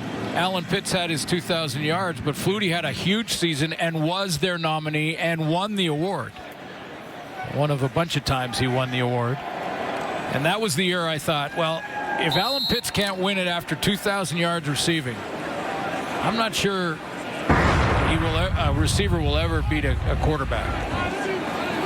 Tough to do, but we'll see as award season nears. And for now, in the moment, Travis Tice in the Alouettes offensive line controlling the line of scrimmage and setting the tone here early on in the third quarter, 31-10. That's taking nothing away from the year for Tyson Philpott, of course. But maybe as we continue this discussion, we talk about maybe changing the rule so that 2 players can be in the discussion for outstanding player, or any of the awards for that matter. Doesn't have to just be 1 per team. I think Davis handed that off before he was celebrating. He already knew it was going. Yeah, he saw the blocking off that left side and said, oh, yeah, he's in. It's been that kind of season, but it is a great point. How fantastic would it be at the Grey Cup in Calgary coming up in November to have Tyson Philpott standing on a stage next to Davis Alexander for our game's highest praise. Well, I'm not sure they can change the rule that quickly, but maybe down the road. You know, I've always thought that why does it have to be 1 per team if you've got 2 guys that have earned the nominations on the same team? Why not? Travis Tice is saying, what about me on drives like this? And that's the thing about the Alouettes offense is as soon as you start leaning in on Philpott and Alexander getting on the edge, it's like, well, Tice is just going to rock you right up the middle. Well, that's outstanding play calling, too. It's just loves the O-line. The O-line got a chance to lean on that front hand and go after it and run block. Quick game for Davis Alexander. Play calling that really protects their starting quarterback with a big lead over Ottawa. Montreal continues to put up big numbers, 34.1 offensive points per game, tied for first with the Calgary Stampeders. 454 net yards per game, well ahead of second-ranked Toronto. Owls have scored no fewer than 29 points in any of their games.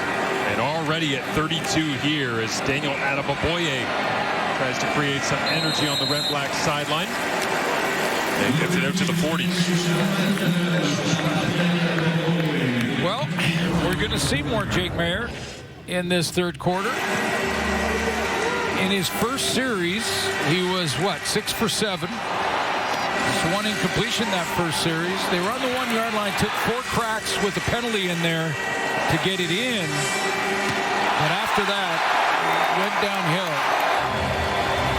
Davis Sanchez talking about that interception to Boschman, that he didn't mind it because it was an aggressive play. I only didn't like it because it was 1st and 5. Trying to treat the playbook as wide open, and it obviously backfired. It's a gain of 9.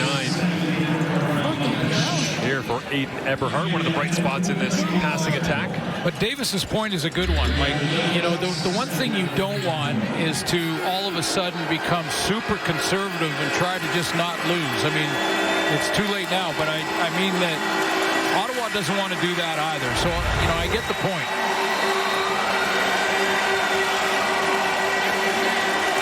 Crowd into it here. In late August in Montreal, Bryson Barnes comes in with short yardage. Second and a full yard to go, and he'll try to sprint the right-hand side once again and goes as horizontal as he possibly can before finally getting escorted out of bounds by Micah Awe. Led the CFL in tackles last year and playing an important but bit of a depth role this year unless injuries have reared their ugly head this season. This is one thing that Noel Thorpe might look at and just try to be a little harder on that edge. That was Najee Murray from the linebacking core, and that's a couple times that on short yardage that Barnes has got outside of the formation, and it just means that Najee Murray can widen a little bit more and come down hard on that corner. There looks to throw here. Eberhardt is waiting at the 50, makes the grab, and Wesley Sutton all over him. It'll be second down.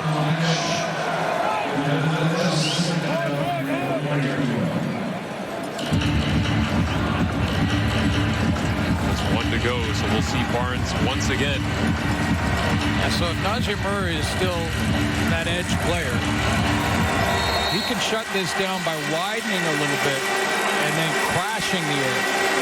A little bit wider and then crash down. Right up the middle this time.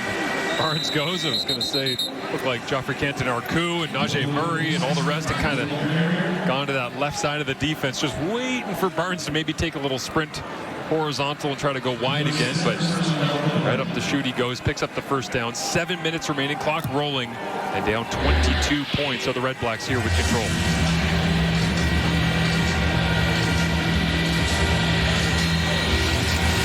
Low man wins on that play.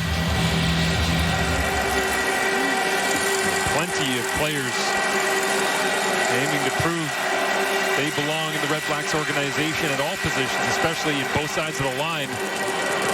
In this second half of the CFL season, based on their win-loss record, it's a nice little jet sweep this time. Goes to Khalil Pimpleton, the former, speaking of receivers who get MOP nominees. Pimpleton doing that last year for the Red Blacks. Yeah, and a talent. I mean, he's a player you can win with. And that's what Ryan Dinwiddie now, looking at 0-10, staring that in the face, it really becomes the evaluation of the players he has, the moves he's got to make throughout the rest of this year and then into the offseason. With the big waggle off the line of scrimmage here is Maier will pull it, looks to throw, and then just dumps it into the feet of an intended, and now flags come out.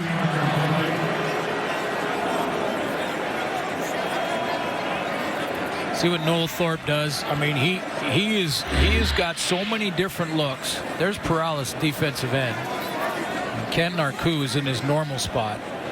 but they'll shift around, look like they're going to come, and then they'll just sit at the line, and that's Beverette that you don't see until late. Beverette's coming off the edge.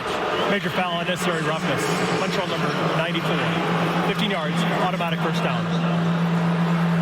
Mustafa Johnson. Well, I thought Anderson at the end. I thought the one on the quarterback earlier was worse than that. Yep. That wasn't called. Montreal 12. Okay, we're going to go another 10 yards. Okay, Montreal 12. Najee Murray said something. Well, a bit of a throwback maybe here to the first quarter. Misconduct foul. Montreal number 12. 10 yards. First down. Despite the difference in points from that first quarter, the Alouettes backing themselves up with some discipline issues here that Jason Moss not a huge fan of whenever we talk to him. That's the tighten up the belt defense. 5 wide for Jake Mayer. 2 games started for Saskatchewan last year, came to Ottawa, named the starter, trying to get the first win for the Red Blacks, and dumps this one underneath to the 10-yard line. Greg Bell on the receiving end. It'll be second down. Mustafa Johnson goes a long way on this. I mean, first of all, he lines up in the middle of the defense, so he's that defensive tackle right here. He's going to rush and then come back, and he's the guy who makes the tackle. This is how you become a good team. This is how you become an 8-1 team. Mustafa Johnson goes up in a double team, turns around, comes back, and makes a tackle on that check down to Bell.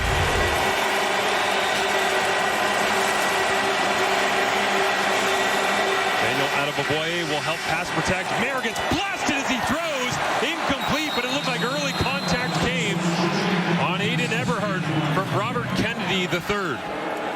Now Robert Kennedy can say all he wants. That was early. Let's see the hit on Jake Mayer. Montreal number 37. Foul occurred at goal. First down at the 1-yard line. Motion him from the safety. And here's the early contact. It's Everhart, Kennedy, and bam, knocks him down. Ball in the air. No question there. Blast right into the midsection of Jake Mayer. Pops to his feet. Bryson Barnes back in with short yardage. To the right-hand side, he tries to sprint, now goes off tackle, pushes the pile forward. Touchdown, Red Blacks. And some much-needed life.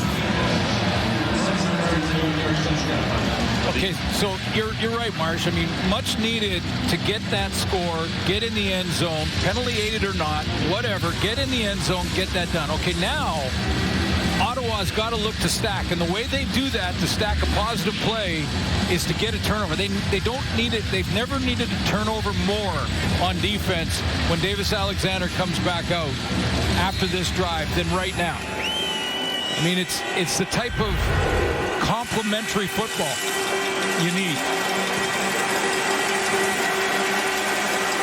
Go through, try to put those plays together. It'd be helpful to go for 2 and tighten things down here. As Mayer, the 3 receivers to his right, looks that way, steps up in the pocket, pressure coming from behind, and Mayer brought down, 2-point, no good. And a flag comes out at the end of the play on Mustafa Johnson, who got tangled up again. Oh, boy. Didn't see a problem on the sack.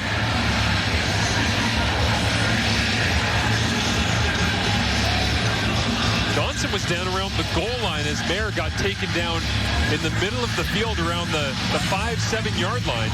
Yeah, this is going against him, and he was getting blocked. Didn't see the number. This is the top pick. I think it's Giovacaro who got it into it one-on-one with Johnson. And so Vaccaro onto his feet. Helmet off for now. Yeah, he throws Vaccaro to the ground.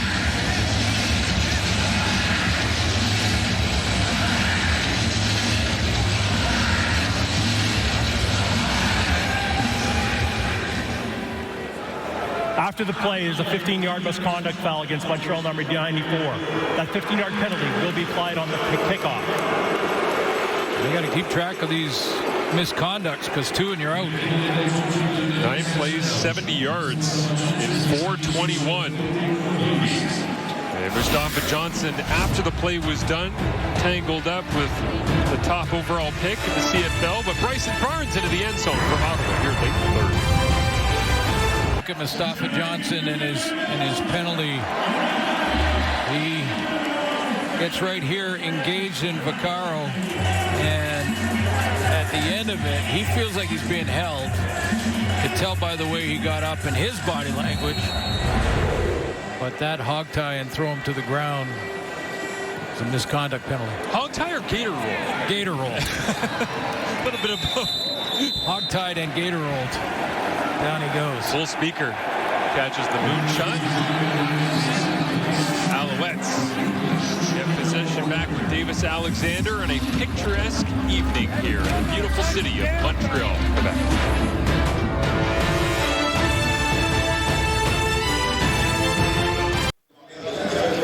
Davis Alexander, the season has been special, as we know. It's incredible to see what he can do when he has been fully healthy. In terms of pace, the single season in CFL history, the projection is right there, chasing at the heels of 91 Flutie, which is elite air. Yeah, how much does he have to increase that pace to beat the record? And then 91, I can't remember exactly how many overtime games there were for Doug Flutie, but I want to say it was 4 or 5 overtime games that added to that total. But Doug was cheating then.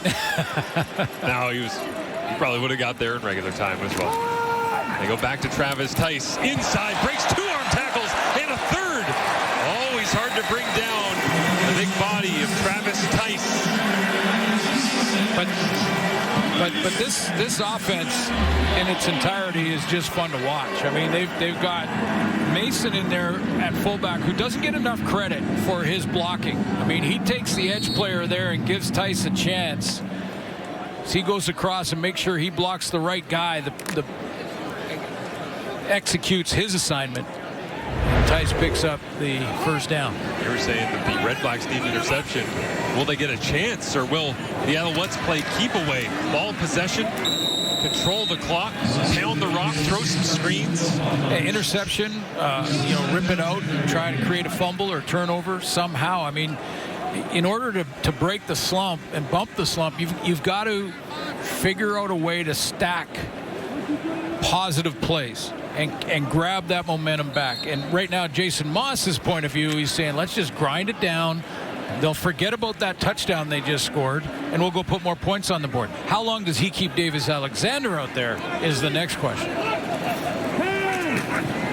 DA looks left, comes back right. Always reliable Tyson Philpott bouncing through 2 tackle attempts. And bumped out by Lucas Cormier, talented Canadian linebacker out of Mount Allison.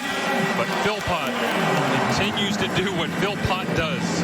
Yeah, when I see him in these angles, you see down low and you see how he runs, especially after he has the ball in his hands. He's taller than his dad, Corey, but he reminds me a little of the same running style. Quickness, his foot speed, outstanding, and such a smooth route runner coming out of his break. Alexander looks to throw down the right rail, up for grabs, and incomplete. Intended for Hollins. Haven't said his name yet this evening, but Alexander Hollins giving Davis Alexander an opportunity. Yeah, out there at that wide out spot and just a straight go route, just saying, hey, we got a one-on-one, we got a man-to-man situation down here. Let's just take a shot. Look at the accuracy, though, for Davis Alexander to put it out front of Cuba, so he doesn't really have a shot at it. Is there a challenge flag out here from Jason Moss on a potential pass interference? Montreal's challenged with the previous play for defensive pass interference. The play will be reviewed. Chadwell Cuba, another one of the newcomers in the secondary for the Ottawa REDBLACKS. I mean, you take a look at this secondary. Alonzo Adai aside at safety, you need a program. That's what we used to call it, Neil. I don't know if they still do programs. We're probably on your phone now, but it's you take a look at no DeMario Houston, no Shakir Brown, no Amari Henderson. Just trying to find different combinations to get that first win in Ottawa.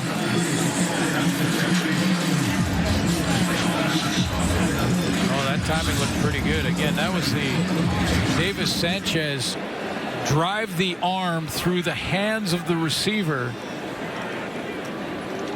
when the ball's about to arrive. And as a corner, you're trying to read the eyes and the expression of the receiver running down the field. When he gets those big eyes, that's when you lift your hand up because the ball's about to arrive. See what the decision is here.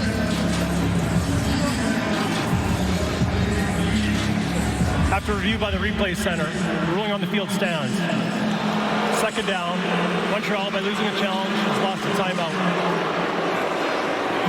Yeah, I would agree with that decision. Definitely.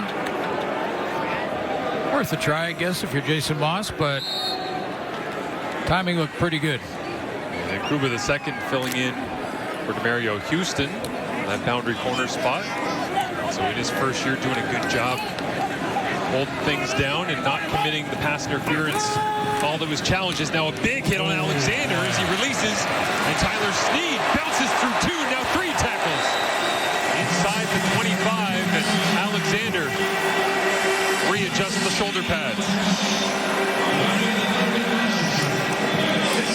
Yeah, he took a hit there. And this is the concern.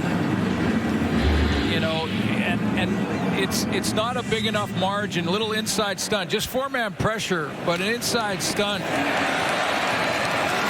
that's Sione Tehama. Jason Moss wants to avoid many more of those. We've seen plenty of Tehama in his CFL career. Out west is now Alexander. Rifles this one into a tight window. Only one spot that he could put it, and he did, to Alexander Hollins. First and goal. Yeah, big time arm talent here. I mean, we're talking about, you're right. I mean, this is a work the inside and then the timing out. Hollins just coming back and right at the cone. In fact, in practice, and you'll know this better than anybody, in practice, the quarterbacks will say that. They'll say, just go right to the cone. I don't care how you get there. I don't care how many wiggles or whatever you do. Just get there. I'm going to put it right on that outside edge. Well, sometimes Davis seems to treat games as practice when he fits it into those tiny windows for fun. As now Terry Wilson to the left-hand side. And the short yardage quarterbacks trade majors. Barnes just had one for the Red Blacks, and Montreal answers with Wilson as Davis Alexander returns to the field to celebrate. Okay, now you have to bring it up. We talked about his pace, chance to maybe go after Flutie's record. Tyson Philpott as well, and his pace going after Alan Pitt's record. So you know you want, as a coach, to have Davis Alexander continue to add to those totals in the fourth quarter. But now you've got a lead against an 0-9 team at possibly 39-16 here. Do you take your starter out and rest him for the fourth quarter? We know how valuable Davis Alexander, when healthy, has been to the Alouettes. And on 7-play, 78-yard drives like that, controlling the pace of play, we see how special he is once again as Terry Wilson punches it in. Alexander needs to average 387 pass yards per game the rest of the season to tie Flutie's record. See if he stays in as we continue Montreal. Well, Montreal and Ottawa, rivals, of course, we know here in the East Division, sharing a little bit of geography, but a couple of ex-rivals turned teammates are on the Alouette sideline with more. Here's Kenzie Lalonde. Johnson and Perales. This is just their second time lining up on the Als D line with the Alouettes after 4 years as high school rivals in California. Perales had a chance to do his high school Merced. As for Mustafa Johnson, he was at Turlock, and Perales used to guard Johnson. And he said, look, Mustafa is the same size he is today as he was in high school, stronger than everybody, and so much so that there was one game, Perales' team was on the second-yard line about to score. Johnson stripped the ball, ran it back for 98 yards, and broke Perales' hand in the process. Now that's in the history. They're thrilled to be teammates now, and Johnson got a phone call from Perales when he city of Montreal. Good stuff, Kenzie. Yeah, sometimes you go to those high school fields and go, who's that kid? Well, Mustafa Johnson was that guy, I'm sure. I'm still, as a great reporter, I'm still wondering about Mustafa Johnson. Was the same size as he is now in high school. Right now, he's 6'1" and 300 bills.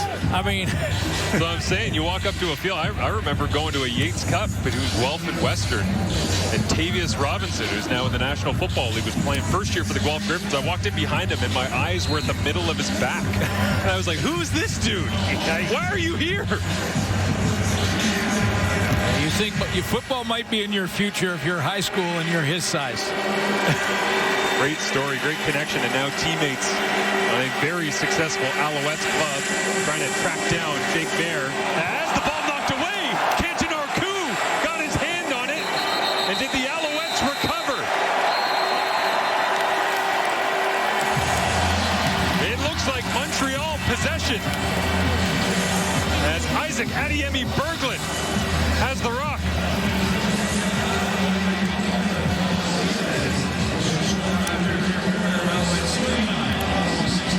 That will do it for 3 quarters of play.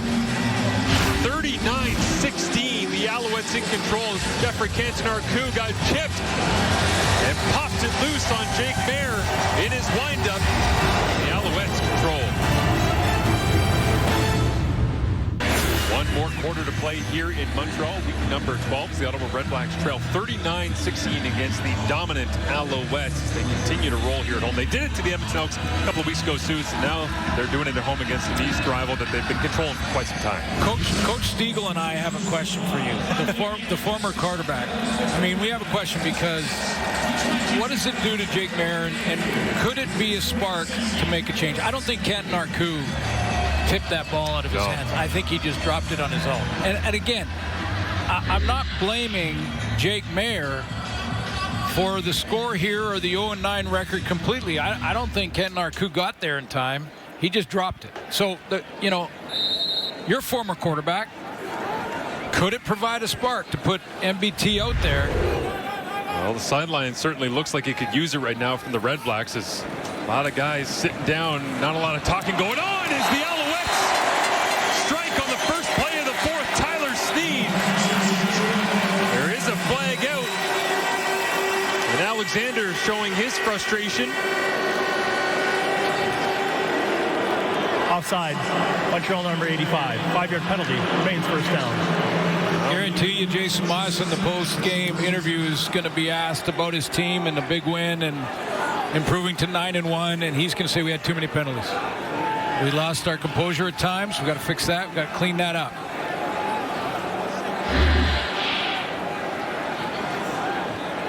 And there's no question that he was early on that waggle to the line of scrimmage. Tyler Sneed. There would have been at exactly 1,000 yards receiving on the season with that catch, but he gets wiped out. So Alexander will dump it underneath to Travis Tice after the penalty yardage is applied. They'll get a chunk of it back. So if they convert and do finish with a major here, then I'm pulling both quarterbacks. Both teams. And I know that'll affect the overall pace for Davis Alexander. Looks like McLeod Bethel Thompson, is he starting to think about warming up? Sure, he would love to. Get some reps and signing with the REDBLACKS as this one settled down.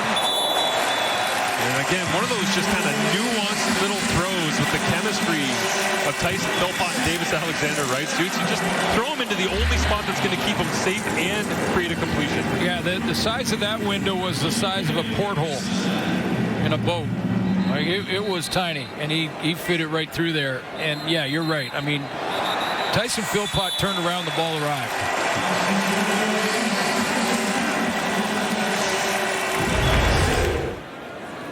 His dad, Corey, by the way, coaching at Langley Rams in BC. Pretty good player in his own right. I was going to joke earlier when you said the lower leg drive and seeing the yards after the catch, and I was going to say, man, he looks like Jalen. multiple ways. He looks like Jalen, his talented brother with Calgary. Yes. Both having tremendous seasons, but Tyson through the roof. I mean, just playing the lead. Huge numbers. I mean, on pace for 2,000. Kidding me? 2,300 as a matter of fact.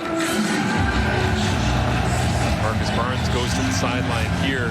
And the problem with it is, if you're an opposing defense, I don't care, even the good teams, is you really can't give him a whole lot of extra attention. You know, it's easy to say, let's take Tyson Philpott away and see if they can beat us with Tyler Snead and Cole Speaker and, you know, Alexander Hollins. And the answer to that is, yeah, they can. Yeah, exactly. Finding a way. This is a deep and talented Alouettes crew. As Alexander pulls, looks to throw, and on cue, extending his CFL lead. Touchdown, Tyson Philpott.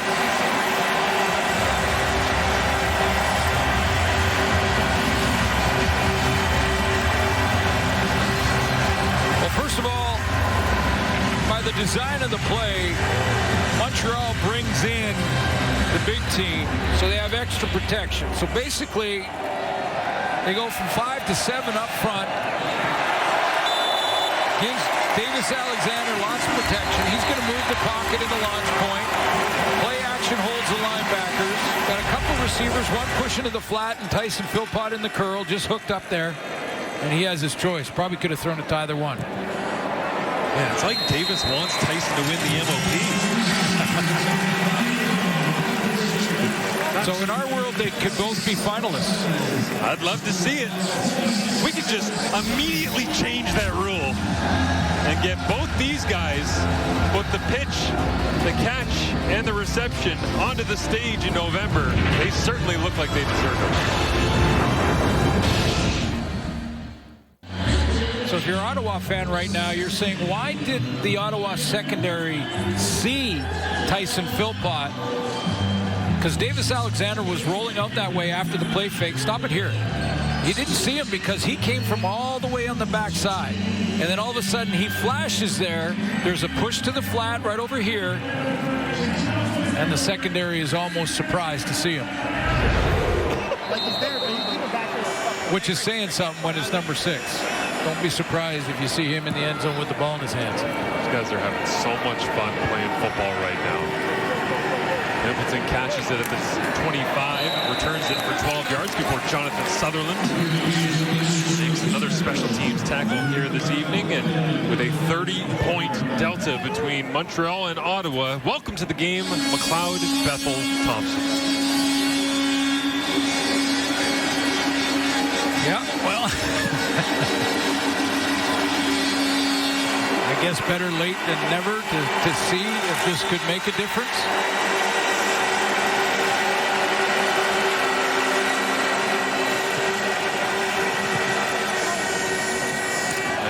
Check down, never a bad place to start for McLeod Bethel Thompson. As of course, his history with Ryan Dinwiddie.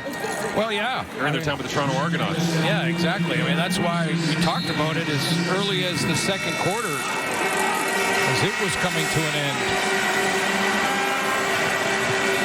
BT underneath to Keelan White. Got off to a hot start, but apropos of the way that this game has gone, as they'll move the sticks with them.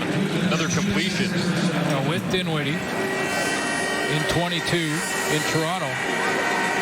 McLeod Bethel Thompson led the league in passing yards.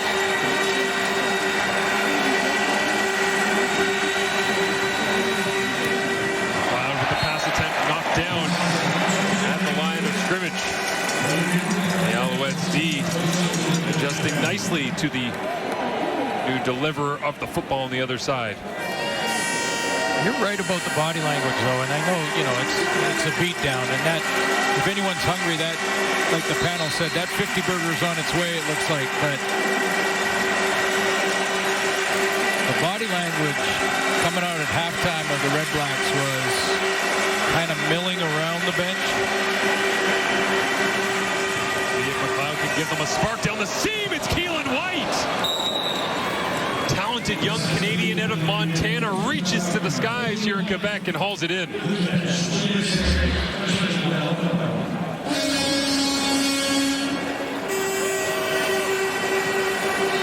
he goes right down the seam.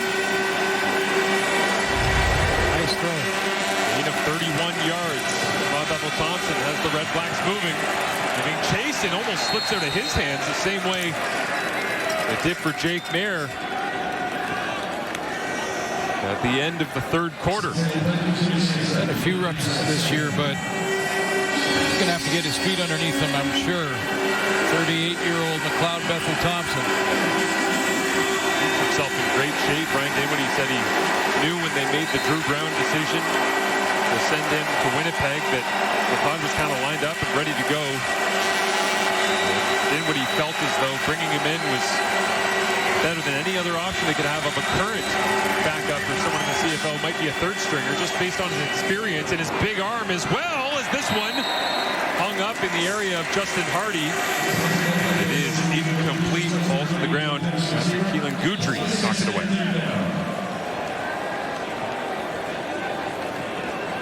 Couple of deep shots though, and that's one thing that's been missing in this Red Black offense throughout the season.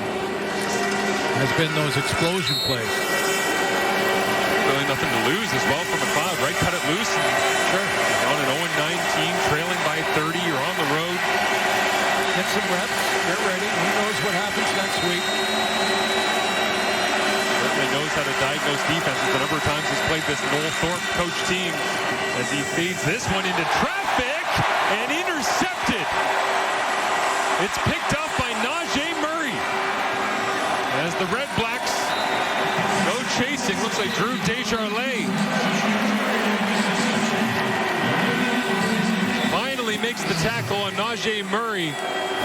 Different quarterback, same story for the Red Blacks. A drive that ends in a turnover in the waiting hands of an Alouettes defender.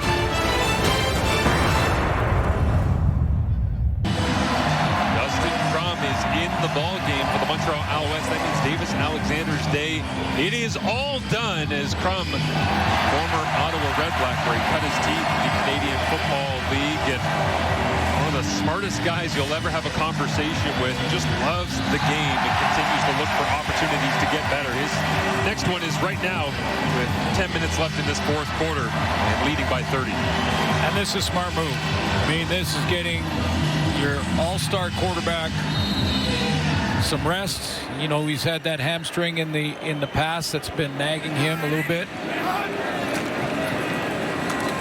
Hand it off to get things going. Davis Alexander, by the way, exactly as they push the pile forward and forward and forward and more.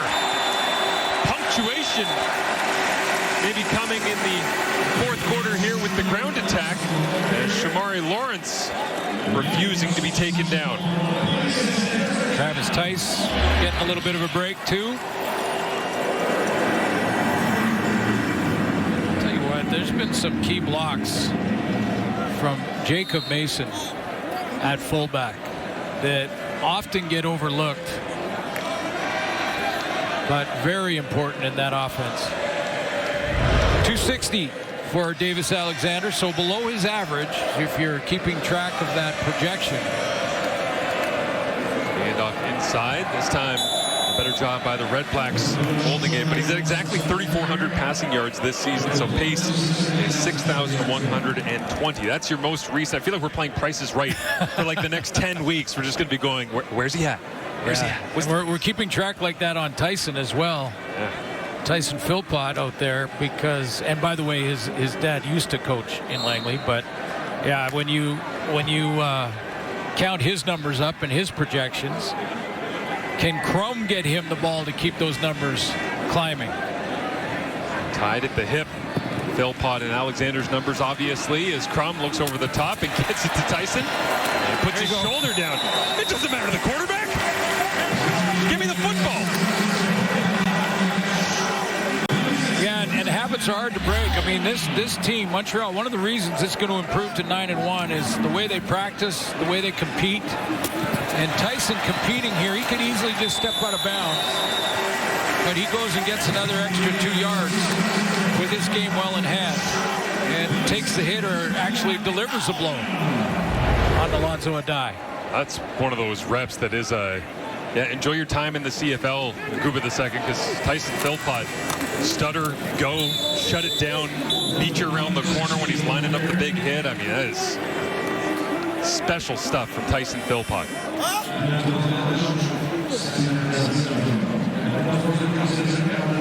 Remember Grom in Ottawa and how well he can run the football. That 23 season had 741 yards rushing from the quarterback position. You let him outside and he can outrun DBs.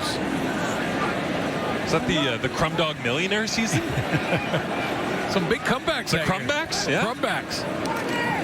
Over the middle, settling down. Cole Speaker, ball set loose. And CJ Rivas got a clean shot on Speaker.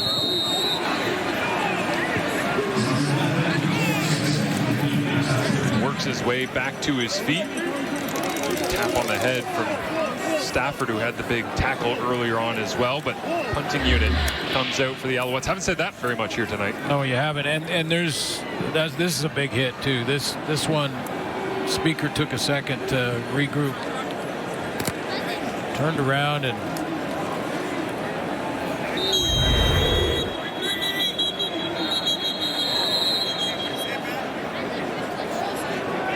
is Ryan Dinwiddie going to throw a challenge, potentially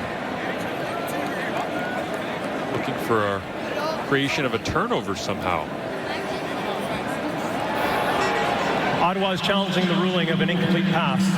The play will be reviewed. They're saying that Speaker had it, and then the hit dislodged it, so it should have been a fumble that was immediately recovered by Ottawa. Actually, it looked like the officials kind of let it run and then blew the play dead. See the frustration from Jason Moss. Yeah, the scoreboard doesn't matter, does it, to coaches? They just want to keep on top of every detail. To the credit of the REDBLACKS, for a team that's got no victories on the season, continuing to play hard, not just with the CJ Rivas hit there, but also the immediate recovery, which maybe inspired Ryan Dinwiddie being willing to take a look at this. They have an announcement. After review by the replay center, the ruling on the field stands. It's third down. Ottawa, by losing a challenge, has lost the timeout. Well, Suits, that is like me going fishing anywhere, just casting endlessly with nothing. If you need taking help, a nibble on the other end. If you need help fishing, you come to the right place, my friend. I saw Brad Sinopoli in here earlier. Oh yeah, he's a fishing guide. He's another level. That's another level. REDBLACKS legend. As the punt sent away, Joseph Zima. Falls to Khalil Pimpleton, who continues to ply his trade in the return game. Think we could catch any fish in there? There's got to be something down there. We'll find out after this. Get the downriggers going. Welcome back as we get a look at Alexander Gagne, one of the talented special teamers. The big bodies moving around and playing plenty of roles on the teams for Byron Archambault's unit as he gives chase down the field here and continues to show why he is one of the elite. I got right in there with Barassa, another former Ottawa REDBLACK. Well, his assignment there was first personal protector, so make sure the ball is kicked before you leave, and then stay in your lane, and he did. Chasing some history as well in the Alouettes organization. Does the name Chip Cox ring any bells? Yeah.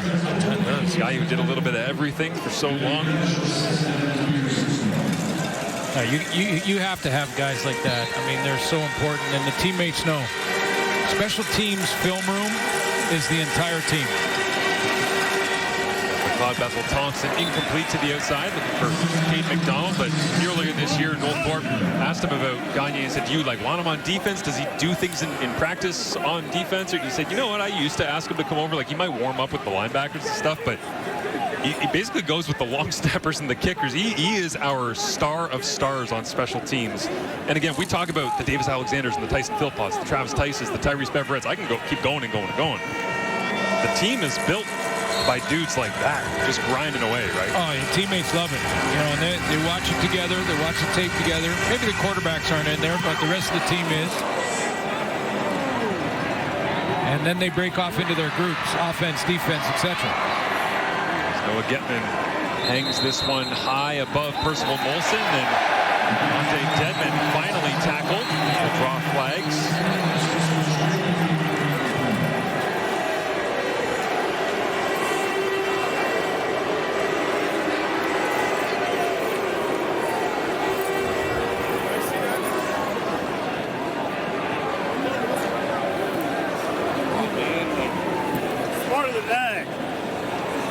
As inspired by the iconic... Major foul, unnecessary roughness.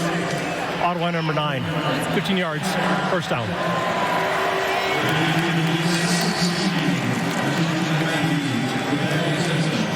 Nice job. As the call comes in from Tim Croker, our referee. And with 5:11 remaining, 46 points hanging on the board, and Montreal back to work with Dustin Crum.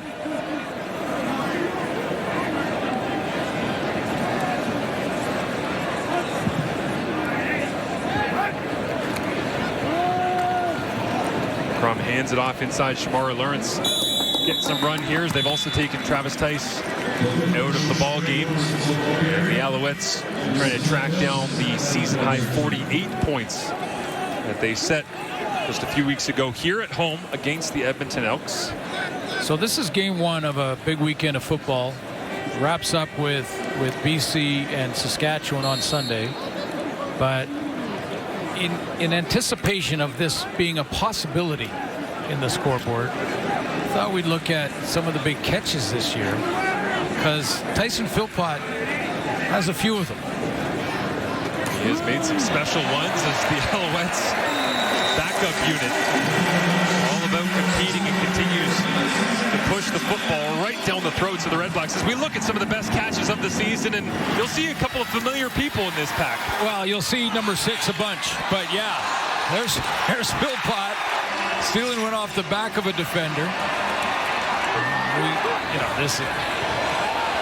This was Carrick Wheatfall, Trey Ford in the win against Saskatchewan last week. One of the best, but when you're looking at a top 10, how many does Philpott have? 4 or 5? Special ball skills that he's put on display throughout this year. He'll hand it off again to Lawrence, who stutters his feet. Philpott, by the way, 5 touchdown catches in the last 2 games. He had that 3 touchdown performance against Edmonton here at home. Then the bye week comes back. He only had 1 touchdown in his first 6 games. Well, there were so many of them, we had to go to a second reel. How about a DB getting in there? Come on. By Alexander. You know Kenny Lawler's going to be involved, and here we go. This is my favorite. The body control on that one. You play it back in slow-mo. He ran full speed, and then at the last second jumped and just hung in the 3-minute warning.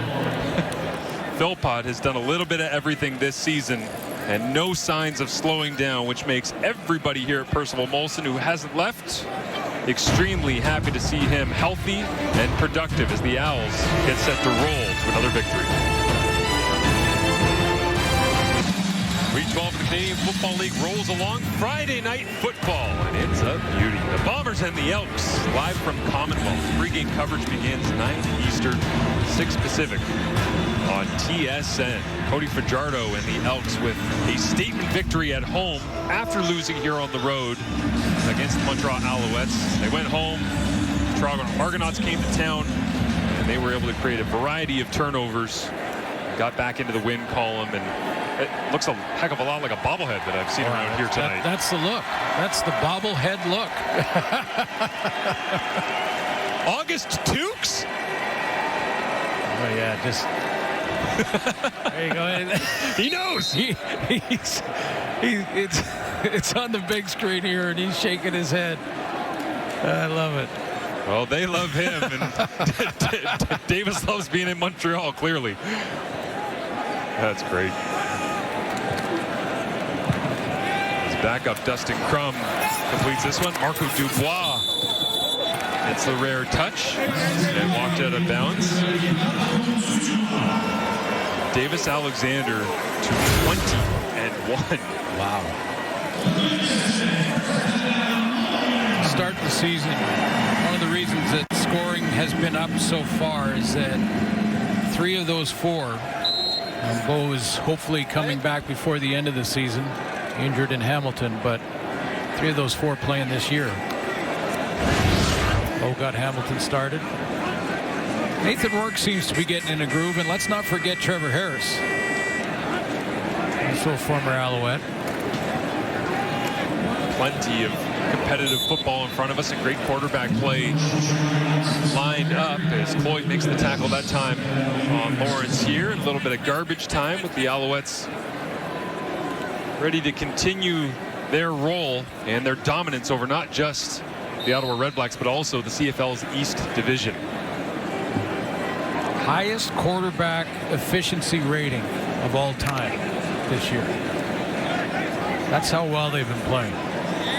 See, if I would have known I just had to wear a toque in August in order to have that kind of efficiency, I would have done it. Scrum looks left, comes back right. Alexander Hollins on the screen, and the offensive line still out rolling. Just finding white uniforms to lead to the turf. Yeah, maybe the most underrated group on this team. I mean, there's so many big stars that we talk about and huge numbers, but those 5 guys, is there a better group of 5 in the league than the offensive line in Montreal? I don't think so.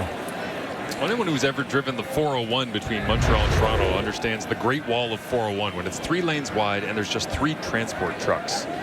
To me, that's kind of what the screen game is for the Alouettes with their offensive line. Is sometimes there's just 3 transport trucks that are all moving together as one unit. I'm really trying to follow you. I just want you to know. You've never been stuck at the 401? I just want you to know this blank expression on my face is not me trying to not follow you. I really was trying to follow you. I've been on the 401 and I've been parked on the 401. So. World's longest parking lot. But thankfully we made our way to Montreal as up onto his feet is the injured Alouette. Pierre-Olivier Lestage continuing to talk things through with the Ottawa sideline as Braden Knoll in the ball game on that last snap out of Wilfrid Laurier, former Argonauts draft pick. And CJ Rivas, one of the vocal leaders on this defense, trying to hold things together as the REDBLACKS will drop to double-digit losses and a donut in the win call in 1:51.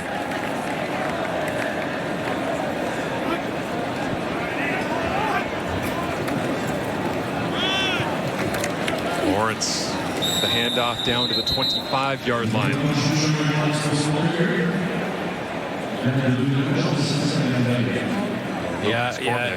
Sorry, Marsh, I was just contemplating, you know, at this point, it's evaluation time for Ryan Dinwiddie. It really is. I mean, they're not making the playoffs this year. Changes in the front office in Ottawa. We saw that at halftime with David Naylor's report. Here's the rest of our schedule for the weekend. Toronto Hamilton setting the table for Labor Day.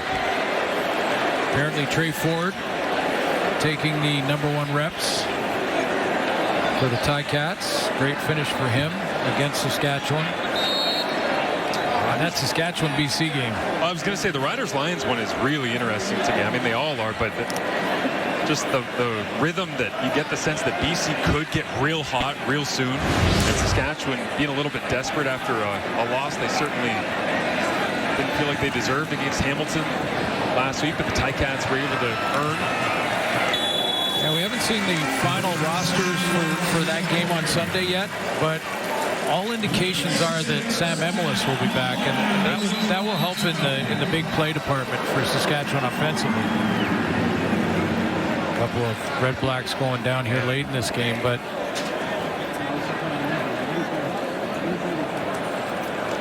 yeah, you know, I think there's a lot of experts across the country that'll pick BC in that game on Sunday, which I don't know. I mean, Trevor Harris, I saw all week in all of his interviews, very determined and trying to make it clear that, hey, Even defending champions have a game where it's not all clicking the way they want it to. I think as well, like, people got to realize just the length of the CFL season, how much of a grind it is. There's, even for the Montreal Alouettes, it has been darn near perfect throughout this season, which feels incredibly irregular. It's not normal to be this good, this consistently, but that's why these fans have been here and stayed here through all of these home games, is because they've fallen in love with this club. And you get that sense kind of building a little bit in Edmonton. You see it happening again in Saskatchewan. All those kids have bobbleheads, by the way. But you're right, though. I mean, this has been a beatdown, and they're not leaving. They're enjoying every second of this. I love it. I've had two moments being here calling games in Montreal this season that stick out. One is Davis Alexander coming out of the tunnel for their home opener and the crowd exploding, which drove home to me. It was kind of like that you see with the Bell Center and the Montreal Canadiens, you know, when legends will come out. It felt like that. And the other was Tyson Philpott, after a couple of victories in big games early in the season, getting introduced, you know, week 4, week 5, somewhere in there. And it was the same thing. It was just this explosive pop of energy inside this stadium. They have so much passion for this team and the Stars that continue to push them to these victories. As we roll inside a minute remaining, and the injured REDBLACKS are off to the sideline as the football is out. And Ottawa will get a recovery. Murray Lawrence working on the ball security here late. Well, like you mentioned earlier, with the score, what it is, and the fact that this Red Black team is at 0-10 now, to have a couple of guys that you look late in the game that are still working real hard, and this is what Ryan Dinwiddie with his team now has got to do. He's got to evaluate which guy is quit, which guy stopped playing when the score got out of hand, because those guys won't be around long. Claude Bethel-Thompson trying to get everybody organized as well as right into the offensive backfield. There's the Alouettes as we see the road ahead here for the Ottawa REDBLACKS. And could they find a victory in the near future? Well, you look at those teams and you look at their records and you say, okay, well, they're all losing records. But then you look at those teams and you know what the makeup of those teams are. And because for those Western teams, that West division is so jammed up and tight that losing records aside, I mean, Calgary's better than their record. BC, you just mentioned, is on their way. You feel like their offense is going to start clicking in a big way, especially with Xander Horvath and the combination of him and James Butler in the backfield. I think that's another handful for any opposing team this week, Saskatchewan. So Dinwiddie's got to continue to evaluate and find out, you know, who wants to be there and who wants to compete, and see if they can't find through that schedule you just saw one win in there at least to help them sleep at night. Because I guarantee you, those guys are staring at the ceiling all night long, wondering what they can do to get better. Maybe an Ento with Claude Bethel-Thompson already debriefing as respect between the two starters who did not finish. Davis Alexander, the victor, and got to rest as Jake Mayer gets pulled in favor of MBT. And it is 46-16. The Montreal Alouettes, dominant force in the CFL's East Division, and they continue to set the tone here in 2026, perhaps motivated by how the Grey Cup ended last year and hoping to get their star quarterback and receiver back into the big game. Plenty of football to be played before then, but for now, it's another tone setter here from the Owls. For Kenzie Lalonde and Glenn Suter, I'm Marshall Ferguson. Thanks so much for watching. Now it's time for SportsCenter with Mark Rowe and Jen Hedrick.